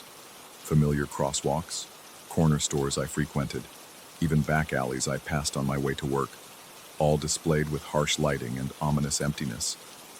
At first, I thought it might be some twisted prank, maybe a hidden camera feed from an unknown source, but each time I tried to track down the signals on my TV's menu, I found no channels registered. It was always set to the standard no signal input. Everything in me told me to stop watching, to move out, or maybe to smash the cursed device to pieces. Yet, inexplicably, I stayed. I told myself it would sort itself out. Or perhaps I was too afraid to confront whatever was behind it. Part of me refused to accept that this was something beyond the realm of electronics. I reached a breaking point a few weeks in, after I dismantled the TV's motherboard in a desperate attempt to end the nightly broadcasts. I removed the back panel and unplugged every cable I could see, scattering screws all over the floor in my frustration. When I stepped back, I realized I was panting, my hands trembling so hard I could barely grip the screwdriver. The entire apartment felt oppressively silent, as if the walls were holding their breath. I left the TV's disassembled innards in a heap, turned my back on it, and went to bed that night with a sense of triumph, certain I had finally taken control. But at exactly 10 p.m., a searing light forced my eyes open. I felt my chest tighten as I realized the screen was lit again, blazing white against the darkness. The cables were still on the floor, yet it was on. A sizzling static poured from the speakers, loud enough that I thought my eardrums might burst. My throat went dry, and I tasted copper on my tongue, as if adrenaline had flooded my system so intensely I could taste fear itself. I rolled off the bed and scurried toward the living room, legs shaky from panic. When I peered into the screen, I saw not a street this time, but something else. There was a warped silhouette behind the flickering light, as if someone stood behind the glass, pressing forward like it was some flexible membrane. I saw the shadow of what appeared to be a man's arm, straining, as though trying to push itself through the CRT tube. My entire body broke out in chills. I heard a faint scraping from the inside of the set, like nails on metal. In that moment, I couldn't breathe. My mind refused to process what my eyes were showing me. I felt a wave of nausea twist my stomach, and I barely managed to stay on my feet. After a few seconds, the figure receded, and the screen went black. The silence that followed pounded in my ears, making every ticking second stretch into an eternity. The events escalated from there. Every time the clock struck 10 p.m., my television would flare to life, cycling through terrifying images. Sometimes it was a lonely parking lot I'd pass the next morning, where I'd notice the same cracks in the asphalt that had appeared on the screen. Other times it would show me unfamiliar corners of the city I'd later stumble upon by accident. But nothing compared to the night it displayed my own building. I stood transfixed as the grainy footage panned slowly up the external walls, capturing each window with eerie clarity. The camera angle was all wrong. It was as if someone was filming from above, maybe from a crane or rooftop across the street. My heart thudded so violently that I thought I might faint on the spot. And then it zoomed in on the 7th floor, my floor, and highlighted a solitary door with an arrow drawn in something that looked like red paint. It was my apartment. I felt my knees weaken and a cold sweat trickle down my back. Even though it was only an image on a screen, it felt like a direct threat, something or someone telling me it knew exactly where I lived. The next day at work, I tried to maintain composure. I avoided direct conversation with colleagues unless absolutely necessary, and even then I kept it curt. Inside, I was a spiral of anxiety. I could still see that arrow flashing on the door in my mind, accompanied by the echo of static. My manager asked if I was feeling all right. I only nodded and mumbled something vague about lack of sleep. When I finally trudged home, my pulse quickened the closer I got to my building. My footsteps echoed on the pavement as night fell, blending with the hum of distant traffic. I half expected to see something horrifying in the lobby, a silhouette lurking behind the reception desk, or the elevator opening by itself. But everything was mundane, almost insultingly normal. That is, until I reached my apartment door. It was ajar. My key trembled in my hand, and I hesitated before stepping inside. My pulse throbbed in my ears, and my breath turned shallow. The hallway beyond my door was dark, as if every light bulb in my apartment had decided to give out at once. I could smell something unusual in the air, an electrical odor mixed with stale, musty notes of dust. Immediately I reached for the light switch, but nothing happened. My heart was drumming in my chest so frantically it almost hurt. As I inched forward, I caught sight of the TV. It was flipped around, its exposed tubes and wires facing outward, and the dark screen was turned to the wall. It was still plugged in, flickering faintly against the paint. My mind reeled. I knew I had left the set disassembled days ago, and the motherboard had been lying on my coffee table. Yet there it was, reassembled in this twisted position, as if someone or something wanted me to see it from a new angle. I heard a faint buzzing from behind the screen, like static traveling through live wires. The hair on the back of my neck prickled. It felt as if an unseen presence hovered in the darkness. My breathing grew ragged, and I struggled to keep my composure. I reached out to touch the back of the CRT, but it was cold, shockingly cold, like a block of ice. I felt a jolt of adrenaline surge through me, forcing my hand away. Then the screen flashed, illuminating the wall in front of it with the silhouette of that same humanoid figure. I watched, paralyzed, as the shadow pressed close, the glass bowing outward as if it were pliable. My chest tightened in a spasm of terror. I wanted to shout, but my voice refused to surface. The shape lingered, pressing with agonizing slowness. I could almost feel the pressure in the air as it attempted to breach the boundary between its world and mine. Then, just as quickly as it appeared, it was gone. The rest of that night was a haze of fear. I sat in a corner, knees drawn up to my chest, eyes locked on the reverse television. My body shook with tremors that refused to subside, and beads of sweat traced down my temples. The entire apartment felt claustrophobic, as though the walls had inched closer. In the silence, every creak of the floor and distant rumble of a passing car made my heart lurch. Eventually, I convinced myself I had to move, that I couldn't just remain in that paralyzed state. My thoughts were erratic, veering between the possibility that I was losing my grip on reality and the dreadful notion that everything I had experienced was all too real. I rummaged for my phone, nearly dropping it from my sweaty grip. My instinct was to call someone, maybe the building manager or a friend.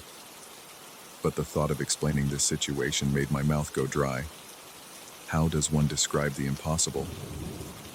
I gave up on the idea of a call and resolved to get out of the apartment. I fled that night to a cheap motel on the other side of town. The relief of being away from my place was immediate but incomplete. My sleep was tormented by half-remembered images of static and silhouettes. I woke up every hour, heart pounding, certain that I would see the TV in a corner of the motel room. The next morning I headed back to my apartment in broad daylight, telling myself that everything would appear less horrifying under the sun. The moment I stepped inside, I saw the TV was no longer reversed. It was in its usual spot, the cables still scattered on the floor exactly where I'd left them after dismantling it the first time. For a minute I doubted my own recollection of the previous night. Perhaps the fear had played tricks on me. Perhaps I had dreamed that I found it reassembled and facing the wall. Yet that cloying smell of burnt dust still hung in the air, and a part of me knew I hadn't imagined it. In a last-ditch effort, I dragged the set into the hallway, determined to discard it altogether. I had fantasies of hauling it to the dumpster behind the building, but the instant I tried to push it past my threshold, the screen flared to life again, showing me a live feed of my own corridor. My knees buckled, and I stumbled backward. On the screen, I saw myself, standing in the hallway with my hands on the TV, eyes wide in shock. It felt like some impossible feedback loop, an image reflecting my exact position in real time. My body became as rigid as stone. Then the camera panned over my shoulder, revealing an empty corridor behind me. Yet in the real hallway, I was sure I sensed something right at my back. The adrenaline spike made my hands clammy, and my heart hammered so fiercely I thought I might black out. I dropped my grip on the set and scrambled back into my apartment, slamming the door shut.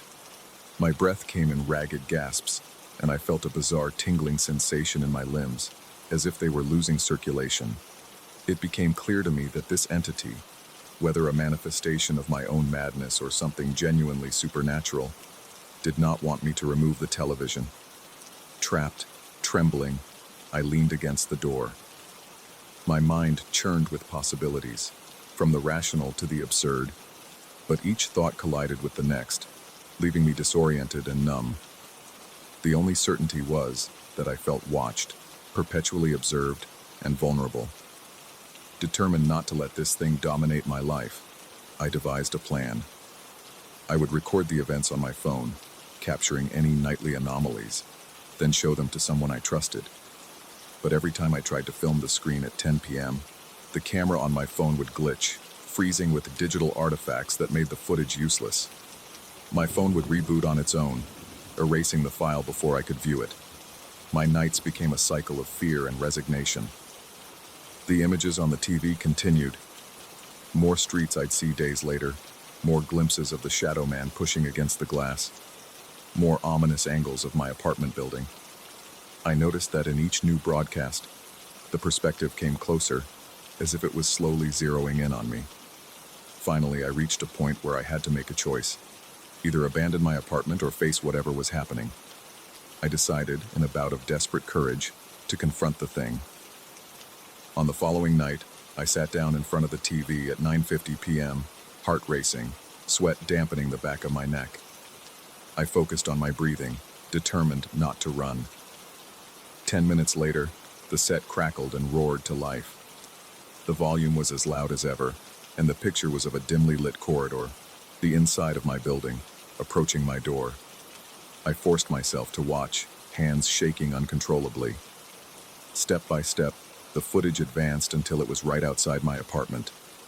There was a moment of static, and then the silhouette appeared again, pressing forward from the inside of the screen, its hand stretching toward the glass. My chest tightened, my mouth felt parched, and my lungs fought for air. But I didn't look away. For once, I refused to recoil. I must have been trembling so hard my vision blurred, but I remained there, staring. Then everything went dark. Not just the TV. My entire apartment lost power.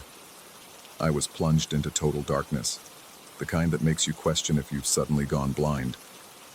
My heart hammered in my ears, and I braced myself, expecting some horrific touch or a whisper in the blackness. Instead, I heard a gentle hum of electricity returning and the lights flickered back on. The TV was off, the screen black and lifeless, just as it should have been. I waited, chest heaving, expecting the worst. But all that greeted me was an unnerving silence. I don't know what changed in that moment, whether my refusal to flee broke whatever hold it had on me, or if the entity simply decided it had toyed with me long enough. All I know is that after that night, the television never turned on by itself again. I eventually disposed of it in broad daylight, hauling it piece by piece to an electronics recycling center. For the first time in weeks, I slept without the piercing dread of a sudden broadcast. The images of deserted streets and contorted silhouettes still haunt my dreams, and a static hiss can send my heart fluttering in an instant. But the nightly assaults ceased. To this day, I can't fully explain what happened. Sometimes I question whether it was all a slow descent into paranoia, maybe some psychological break from stress and isolation. Yet every time I walk by a location that once appeared on my screen, I'm struck by an unshakable certainty that something beyond understanding reached into my life. The residue of that terror remains. Every flicker of a street lamp can make me jump, and every faint hum of electrical equipment in a quiet room sends a chill through my bones. I feel as though I've touched the edge of something indescribable, and I can't help but sense it might be lingering somewhere, waiting to reclaim my attention. Even now, if I glance at a blank screen, I sometimes imagine I see a shadow behind the glass, pressing forward, waiting for the right moment to break through. And despite my attempts to move on, I'm not entirely sure that moment won't come again. Story 12. The fluorescent kitchen light hummed with a cold, harsh glow, casting elongated shadows across the linoleum floor. I remember feeling my stomach clench the first time I turned it on at an ungodly hour, expecting to make a simple late-night snack. There was something off about the quiet at that hour, like the walls were holding their breath. The metallic taste of dread spread across my tongue before I even registered why. Then I saw it, leaning against the refrigerator, a flickering red shape as if illuminated by a distant fire. My heart lurched, and for a moment I forgot how to breathe. I blinked hard. When I opened my eyes, the shape vanished. Only the echo of crimson remained, burned into my retinas like an afterimage. That was the first night. I live alone in a modest apartment, the kind of place with thin walls and squeaky floorboards, where the simplest noise can take on a sinister edge past midnight. I used to appreciate my solitude. I enjoyed cooking late when everything was silent. No traffic outside, no footsteps in the hallway. Those were the moments I felt most at peace. Now, every time I flip on the light in the kitchen, my pulse spikes because I know I might see that red silhouette again. The second time it happened, my knees shook so intensely that I had to hold onto the counter for support. That time, it appeared behind the fridge door. I caught its reflection on the handle, a dim, ember-like glow that pulsed in time with my panicked heartbeat. Then, as quickly as it had appeared, it was gone. I was left standing there panting, lightheaded, and drenched in cold sweat. Whenever this thing showed up, it left behind a clear sign of its presence. The magnets on the fridge would tumble off in random patterns. Sometimes the letter magnets spelled out nonsense. Other times, numbers clattered onto the floor. On one particular night, I stooped down to pick them up, and I realized they formed coordinates. I typed them into my phone immediately, feeling a crawling sensation at the back of my neck, the primal awareness that I was being watched. Those coordinates pointed me to a cafe across town. I nearly dismissed it as some glitch in my mental state, perhaps the product of my overactive imagination. But something compelled me, some mix of curiosity and dread, to visit that location the following afternoon. The cafe sat at the end of a narrow street. It had large windows that reflected the sky, making it look almost ethereal. As soon as I stepped inside, a wave of unease rolled through me. The place looked perfectly normal, a scattering of tables, chalkboard menu, and a faint smell of freshly ground coffee. Yet my stomach twisted with the same cold tension I felt in my kitchen at night. I noticed a faint chemical odor. It was so subtle, I had to step closer to confirm it. Natural gas, or something close. I questioned myself, wondering if anyone else smelled it. I considered mentioning it to an employee, but the sense of imminent dread made me hesitate. Instead, I told myself I might be imagining it. I left, unsettled. That night, I dreamed about the cafe. In the dream, everything was tinted a deep carmine. I walked in again, only to see the entire interior engulfed in flames. There was no screaming or chaos, just walls of fire and that chemical smell. I woke with my heart hammering against my ribcage, drenched in perspiration. My ears rang as if I'd actually been inside a roaring blaze. Shivering, I got up for a glass of water. The overhead light in my bedroom felt too bright, too accusatory, as if it were judging me for entertaining these fears. I stood in front of the mirror, staring at my reflection, trying to steady my breath.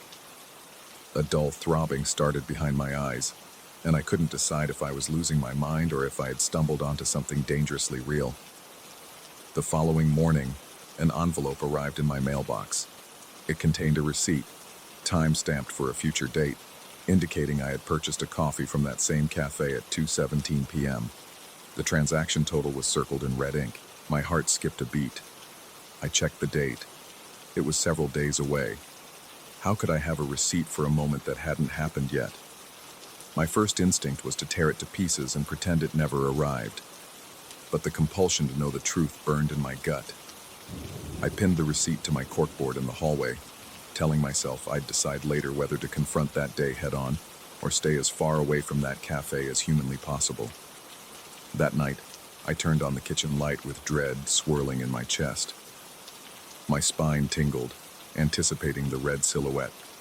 It appeared again, pressing against the fridge door as though it were leaning into it, trying to listen. My breath caught in my throat. As the bulbs flickered once, the silhouette twisted and seemed to shift position. I felt my mouth go dry. In the faint hum of the refrigerator motor, I thought I could hear a distant crackling, like a fire raging just out of sight.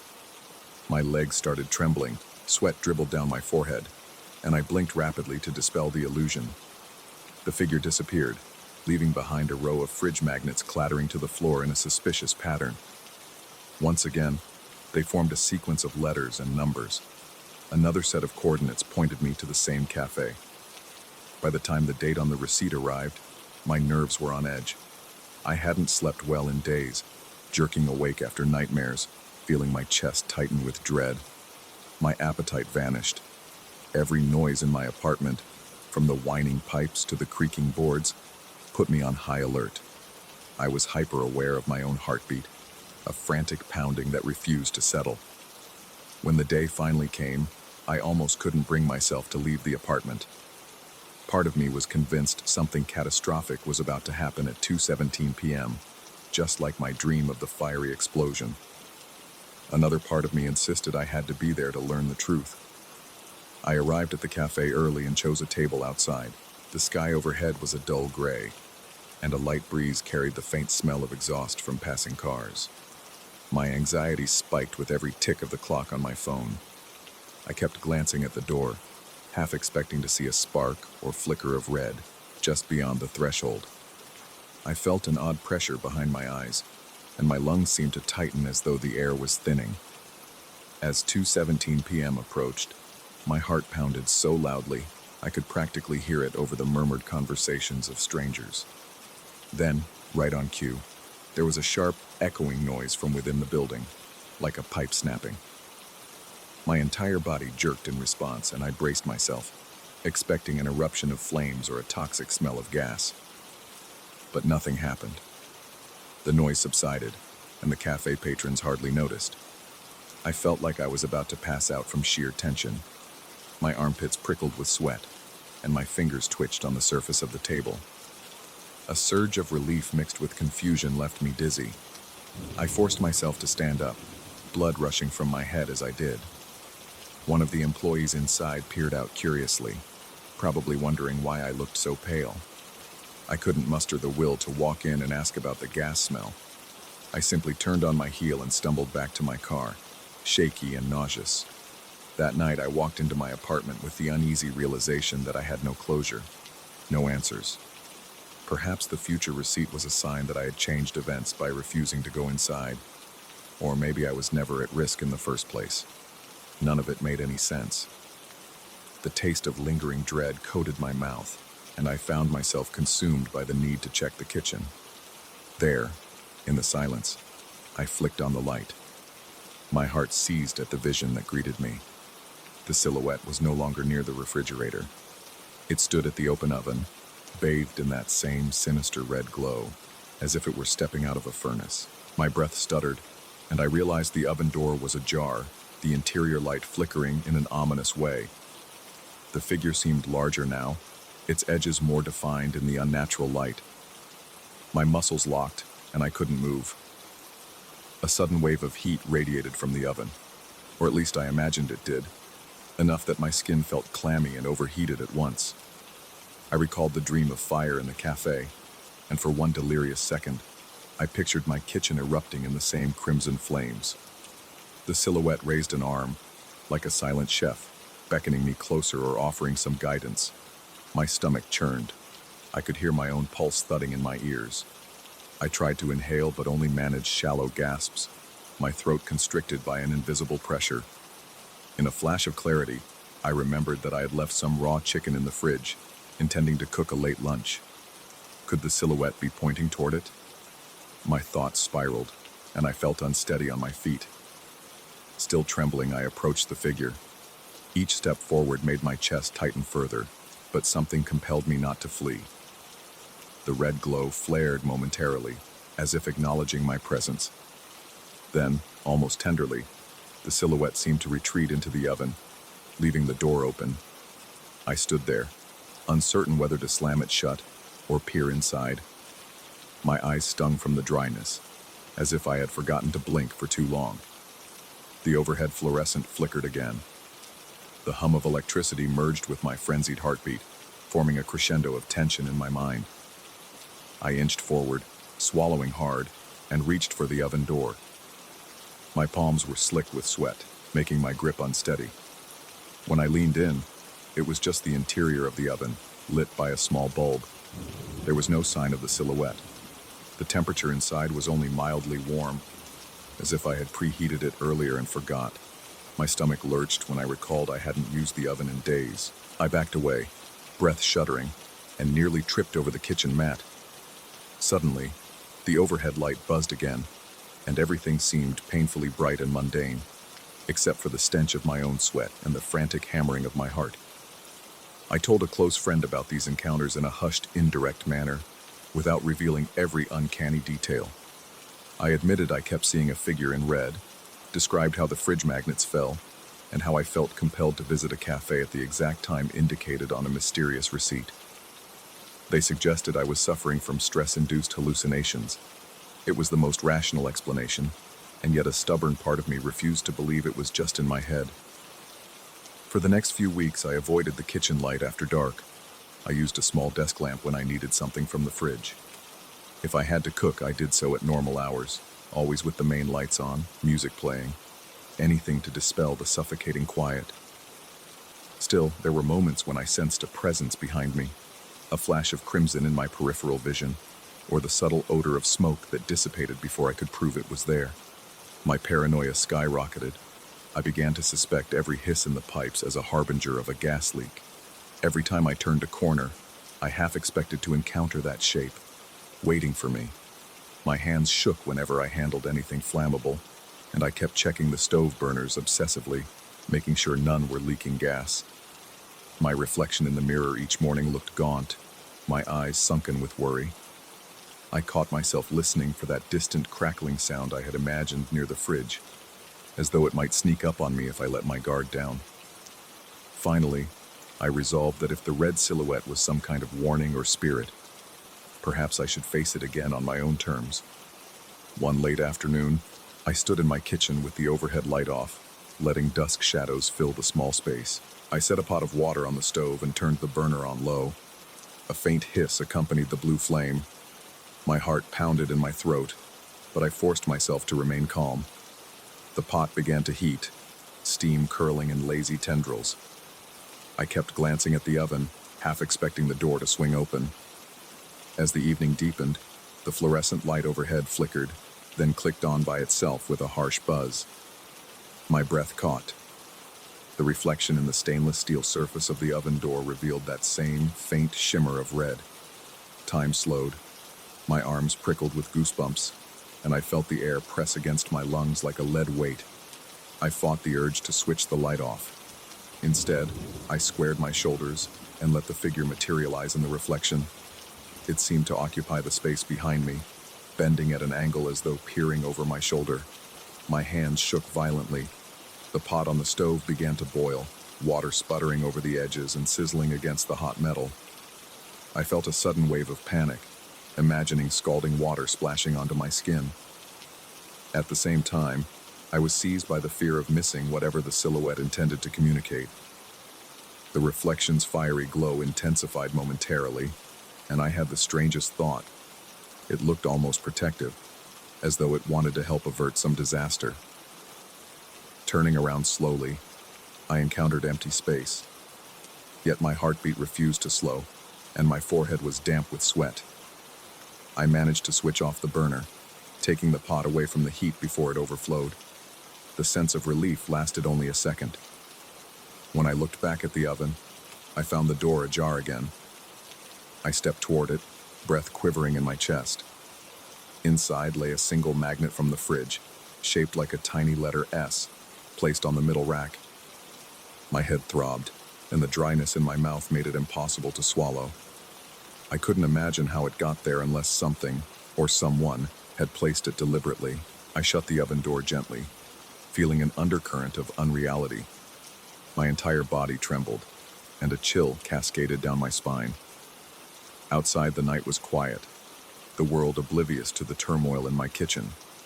No matter how hard I tried to rationalize it, I knew there was something impossible happening here, an entity or force far beyond the scope of my everyday life, lingering at the edge of my perception. It hadn't harmed me, but it had led me to the cafe, shown me glimpses of potential disaster, and now hovered in my home as if it were trying to guide me. I realized I was breathing in shallow gasps, the taste of copper strong on my tongue from gnawing the inside of my cheek in fear. I wasn't sure if I was meant to be grateful or terrified, but I knew I wasn't ready to face a final confrontation. Each new manifestation felt like an escalation, pushing me further toward a cliff of understanding that I wasn't certain I wanted to reach. Maybe it was a warning system, protecting me from accidents or tragedies yet to unfold. Maybe it was something else entirely, playing with my mind.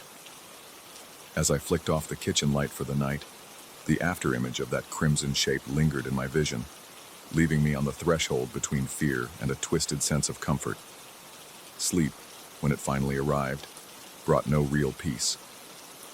I tossed and turned, half expecting the sound of crackling flames or the hiss of gas. In the morning, the uneasy stillness in my apartment was almost more unnerving than the night had been. All I could do was carry on, uncertain when or if that red silhouette would appear again, but convinced it would never truly be gone. Even now, that knowledge keeps me on edge. I continue to cook late at night, drawn to the solace of a quiet kitchen, even if it means confronting the disturbing presence that might be lurking there. My palms still get clammy when I reach for the light switch. Yet there's a strange part of me that finds comfort in knowing I'm not entirely alone in those dark hours. The terror is real, and so is the possibility that this force, whatever it may be, could be trying to shield me from a fate I can only guess at. But the dread remains, a constant pulse in the back of my mind, reminding me that the boundary between safety and chaos is disturbingly thin, and easily crossed by something as simple as the flip of a switch. Story 13. I still remember the exact moment I first laid eyes on those two Inca jars. They seemed inconspicuous among the dusty relics at the anthropological auction, yet they were the only items that felt unmistakably alive. There was an unsettling presence around them, a low hum, nearly imperceptible, like a distant wind moaning across a canyon at dusk. From the second they were placed on my fireplace mantel, my home felt changed. The air pressed in a little tighter, the shadows looked more angular, and a vague unease started to coil inside me. I had purchased them almost impulsively, swayed by the curator's stories of their supposed ceremonial significance. Supposedly, these jars were used by an ancient Andean culture to store offerings, gold dust, dried coca leaves, or even personal tokens given in exchange for blessings. My rational mind told me it was just folklore designed to drive up bids, but some part of me, perhaps that primal, instinctual side, wasn't so sure. After all, the moment the hammer came down and the jars were officially mine, a jolt of nervous excitement shot through me, as though I had just committed to something I didn't fully understand. I placed them on the mantel in my living room, facing each other like two silent sentinels. Their surfaces were rough clay, etched with faint patterns reminiscent of mountain peaks and winding paths. The one on the left had a jagged imperfection near its base, almost like a crack that had been sealed ages ago. The one on the right displayed a faintly visible symbol, a serpentine line wrapping around the circumference. Neither jar was very large, perhaps the height of a standard coffee thermos. Nonetheless, they seemed heavy, as if carved from compacted earth rather than molded from fired clay. In the first week, I tried to ignore the feeling that they were watching me. I would wake up and walk into the living room, blinking the sleep from my eyes, only to sense a shift in the air. It felt as though someone had been whispering, and I had interrupted. My heart would pound a little harder at these moments. Dismissing it as nonsense, I'd continue with my morning routine, but that tension under my skin never quite went away. It was a Monday afternoon when I first heard the jars make the sound. I was on a video call with a colleague, discussing the logistics of working remotely indefinitely. Suddenly, a soft clicking reached my ears, like nails tapping on thick glass. The noise was so faint I thought I was imagining it. Then it intensified, becoming a rapid snapping, as if the clay itself were fracturing from within. My pulse quickened, and I forced myself to keep a calm tone with my colleague, even though sweat prickled at my hairline.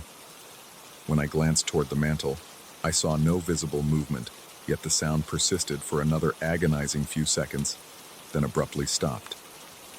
A few days later, I declined a promotion offer from my supervisor via email. The workload was too high, I explained in my message, and the benefits weren't enticing enough to justify it. Moments after hitting send, I felt a stirring in the air. The living room lights flickered, the walls seemed to contract. A fine dust drifted through the space, swirling in miniature cyclones near the ceiling, before settling onto the carpet. My eyes itched, my throat went dry, and my heart hammered in my chest as though warning me something was very wrong. I knelt down to examine the dust, only to notice tiny glinting specks mixed in, small grains of what appeared to be gold. I began picking them up, my fingers trembling, and realized there were exactly as many grains as the dollar amount in the salary increase I had just refused. The next time I discussed remote work with a friend, casually mentioning my preference for flexible hours, I heard that same snapping from the jars. But this time, I caught a faint moaning layered beneath it, as if distant voices were rising from the clay. It reminded me of an old documentary I once saw about mountain fighters in the Andes, their rhythmic chanting echoing off the ridges. My stomach churned. A metallic tang hovered in the room, reminiscent of oxidized copper. There was no rational explanation for this, and that was what frightened me the most. I started to avoid talking about anything related to my job at home. My living room, a place that was once my refuge, became a stifling stage for bizarre phenomena. Each time I so much as thought about job offers or remote setups, the hairs on my arms would stand on end. My breathing grew shallow, and I'd watch the fireplace out of the corner of my eye, bracing myself for more snaps, moans, or swirling dust. At night, I would often dream of climbing steep mountain passes, weighed down by an invisible force. In these dreams, I carried a small pouch of gold dust that spilled whenever I took a wrong step. Figures in elaborate headdresses marched beside me, chanting in low, haunting tones. Their faces were obscured, but their voices reverberated, resonating with my own panic. I would wake up drenched in sweat, heart galloping in my chest, the taste of copper clinging to the back of my throat as if I had been breathing in metal fumes all night. The tension escalated noticeably. One morning, after finishing a simple phone call about scheduling a meeting at the office, I entered the living room and immediately sensed the air was different. It had a density that made me feel like I was stepping into a chamber sealed for centuries. My lungs struggled to draw breath, and a chill crept along my arms. As my gaze landed on the jars, I noticed something off about the left one. It was angled slightly toward me, though I could have sworn I had left it facing forward. I approached carefully, my hands cold and clammy. The jar's opening now pointed in my direction, as though challenging me to peer inside. I didn't dare look too long. My mind told me I was being superstitious, that clay jars couldn't move on their own. But my gut, tied in knots, insisted something else was happening. When I reached out to rotate the jar back, my fingers brushed against its rough surface, and a tingling sensation shot up my arm. It felt like static shock, but colder. My entire body tensed, and I reeled back, nearly losing my balance. I left the jar as it was and rushed out of the house, locking the door behind me with shaky hands. That evening, I returned home to find a scattering of gold dust on the coffee table, enough to form a thin layer that spelled out a number in faint lines. The number matched the new promotion package that Human Resources had emailed me that afternoon. My vision blurred, and my throat constricted, forcing me to gulp for air. With trembling fingers, I tried to wipe the dust away, but it clung to my skin.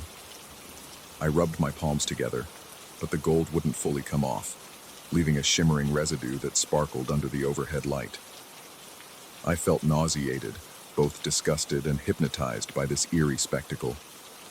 Over the next few days, I became hyper-aware of every subtle shift in my home's atmosphere. Every time I walked into the living room, my skin prickled as though unseen eyes were tracking my every move. My nights grew restless, plagued by more elaborate visions of mountainous terrain and ghostly Inca processions. Sometimes, I could almost smell the cold altitude air mingling with that ever-present hint of copper. I considered throwing the jars out or locking them in storage, but some gnawing dread stopped me. It felt like I would be tampering with a force that demanded respect, or at least caution. Instead, I tried to ignore them. I stopped discussing anything job-related at home. I also began to accept more tasks and promotions just to see if that would stave off the dust storms. Yet, the phenomena continued, though in smaller, almost mocking increments. I would wake to find a single golden grain in front of my bedroom door, or hear the faint rattle of clay shifting late at night. Then, on a particularly cold and drizzly evening, something happened that shattered whatever illusion of control I still clung to. I was returning from the kitchen with a glass of water, my bare feet sinking into the carpet. The living room was dark save for the glow from a street lamp outside. As I turned on a side table lamp, I froze. The left jar had rotated a full 180 degrees from its usual position. My pulse skyrocketed, and my breath came in ragged bursts. The jar's mouth no longer faced the fireplace. It pointed straight into the room. Mustering the courage to approach, I found that its interior looked different. At first, it seemed like an endless shadow, but as I leaned closer, I saw faint shapes. Inside the jar, there was a swirling darkness that gradually cleared, revealing something that made my heart clench, a miniature version of my own office. I recognized the desk, the chair, even the little lamp I kept on the side. At that moment, my palms grew sweaty, and a tremor rippled through my arms. I wanted to convince myself it was just my overworked mind playing tricks, but the details were too precise to dismiss. Then I saw movement within that tiny office scene. A small clay figure hunched over the desk, tapping away at a microscopic keyboard. It moved with a jerky, mechanical quality, as if propelled by some ancient force.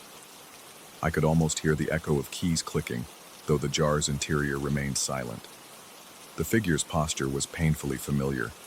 It mimicked the way I leaned in my chair, especially when I was neck-deep in spreadsheets and reports. My stomach knotted, and my throat felt too tight to swallow. I backed away, my pulse pounding in my ears, and shut off the lamp. Darkness overtook the living room, but I could still sense the jar's presence. I found it impossible to sleep that night. Instead, I sat upright in bed, my breath shallow, my mind spinning with horrifying questions. Was the figure in the jar an echo of me, bound to work endlessly like some damned soul? Or did it represent an alternate version of my life, one enslaved by the demands of corporate obligations I kept trying to dodge? Over the next several days, every time I passed the mantel, I noticed that the jar remained turned. I couldn't bear to look inside again. I felt the phantom weight of it on my consciousness, a constant presence that eroded my peace of mind. At work, I was jumpy, double-checking doorways and mirrors, half expecting to see that clay figure lurking somewhere behind me. My nerves were shot. My skin was always clammy, and I started getting pounding headaches that pulsed in my temples. Even coffee lost its taste, replaced by an odd metallic bitterness on my tongue. The final, most harrowing moment came one night when I tried to confront the jar directly. I walked into the living room feeling my heart thud like a drum in my chest, and approached the mantel with determined steps. A single overhead light cast jagged shadows across the walls, giving the impression that the jars were enormous, reaching far above me in elongated shapes. My hands shook so hard I nearly dropped the flashlight I carried. I aimed the light into the dark opening of the left jar, expecting to see that miniature office again. But at first, I saw only pitch-black emptiness. The air around me turned colder, and a faint, rasping breeze seemed to emanate from the jar's mouth, making the hairs on the back of my neck stand up. I forced myself to look deeper, my breath catching in my throat. Gradually, a scene began to coalesce. It was the same tiny office, but unlit, strewn with papers, as if some frenzy of work had left the place in disarray. The clay figure was still there, hunched at the desk, tapping away. This time, though, it was turned slightly to the side, as if aware it was being watched. A flickering suspicion crawled through my mind. Was that figure larger now? It seemed more defined, with finer details where before it had been a crude shape. Its clay arms moved in a disturbingly realistic motion, each finger pressing down keys that seemed to produce no sound, but carried an uncanny weight in my chest. My breath came in short gasps, and I felt lightheaded. Everything in me wanted to run, but I stood frozen, transfixed by the impossibility unfolding right in front of my eyes. Then, the clay figure paused. Slowly, it swiveled in its tiny chair, turning toward me. I couldn't see a face, only a smooth, shapeless protrusion, but I sensed it was looking at me. My entire body tensed, my lips parted in a silent scream, as a wave of cold dread washed over me. I stumbled backward, the flashlight clattering to the floor. Darkness rushed in, as if the shadows themselves lunged forward to swallow me. All at once, the living room felt suffocating. My lungs fought for air, and my throat burned with each swallow. I managed to pick up the flashlight, though my fingers were numb and stiff. Without wasting another second, I sprinted out of the room, flicking on every light switch along the way. My chest heaved, and my heart pounded so forcefully that I worried it might give out. I ended up on my porch, breathing in the cold night air, eyes brimming with tears of raw terror and relief. As I stood there trembling, I felt an unshakable certainty that I could no longer live under the same roof as those jars. It wasn't just a matter of disposing of them. There was something binding me to their bizarre, otherworldly pull, something that wouldn't simply vanish if I tossed them in a landfill. My life had already intertwined with their silent demands and horrific illusions. I suspected that if I stayed, I'd eventually find myself pulled deeper into that miniature world, locked in perpetual labor at a ghostly desk, just like that clay figure. I made a spur-of-the-moment decision to escape. I packed a single suitcase, grabbed my essentials, and left the house, leaving the jars behind on the mantel. The entire time, my heart raced, and my forehead broke out in a cold sweat. My mouth felt parched, and my hands trembled uncontrollably. Every footstep toward the door felt heavier, as though invisible hands tugged at my ankles. But I kept moving. In my rearview mirror, the house stood dark against the cloudy sky, its windows reflecting a dull, lifeless stare. I drove away, trying not to think about the snapping sounds or the dust that had once coated my carpet. I can't say I've left the fear behind entirely. Even now, the memory of those jars gnaws at my sanity. On occasion, I wake in the middle of the night, certain I hear the faint crackle of clay shifting, or the echo of distant chanting in the wind outside. Sometimes, an inexplicable metallic tang fills my mouth, and I'm hurled back into that suffocating dread, half expecting to see gold dust forming cryptic numbers on my floor. The terror is a stain on my psyche that no amount of distance seems to erase. And whenever I glance at my laptop or think about the promotions and remote opportunities I once considered, I feel a chill sweep over me, as though the jars have found a new place to lurk, in my own reflection, waiting to remind me that some deals once made can never be fully undone.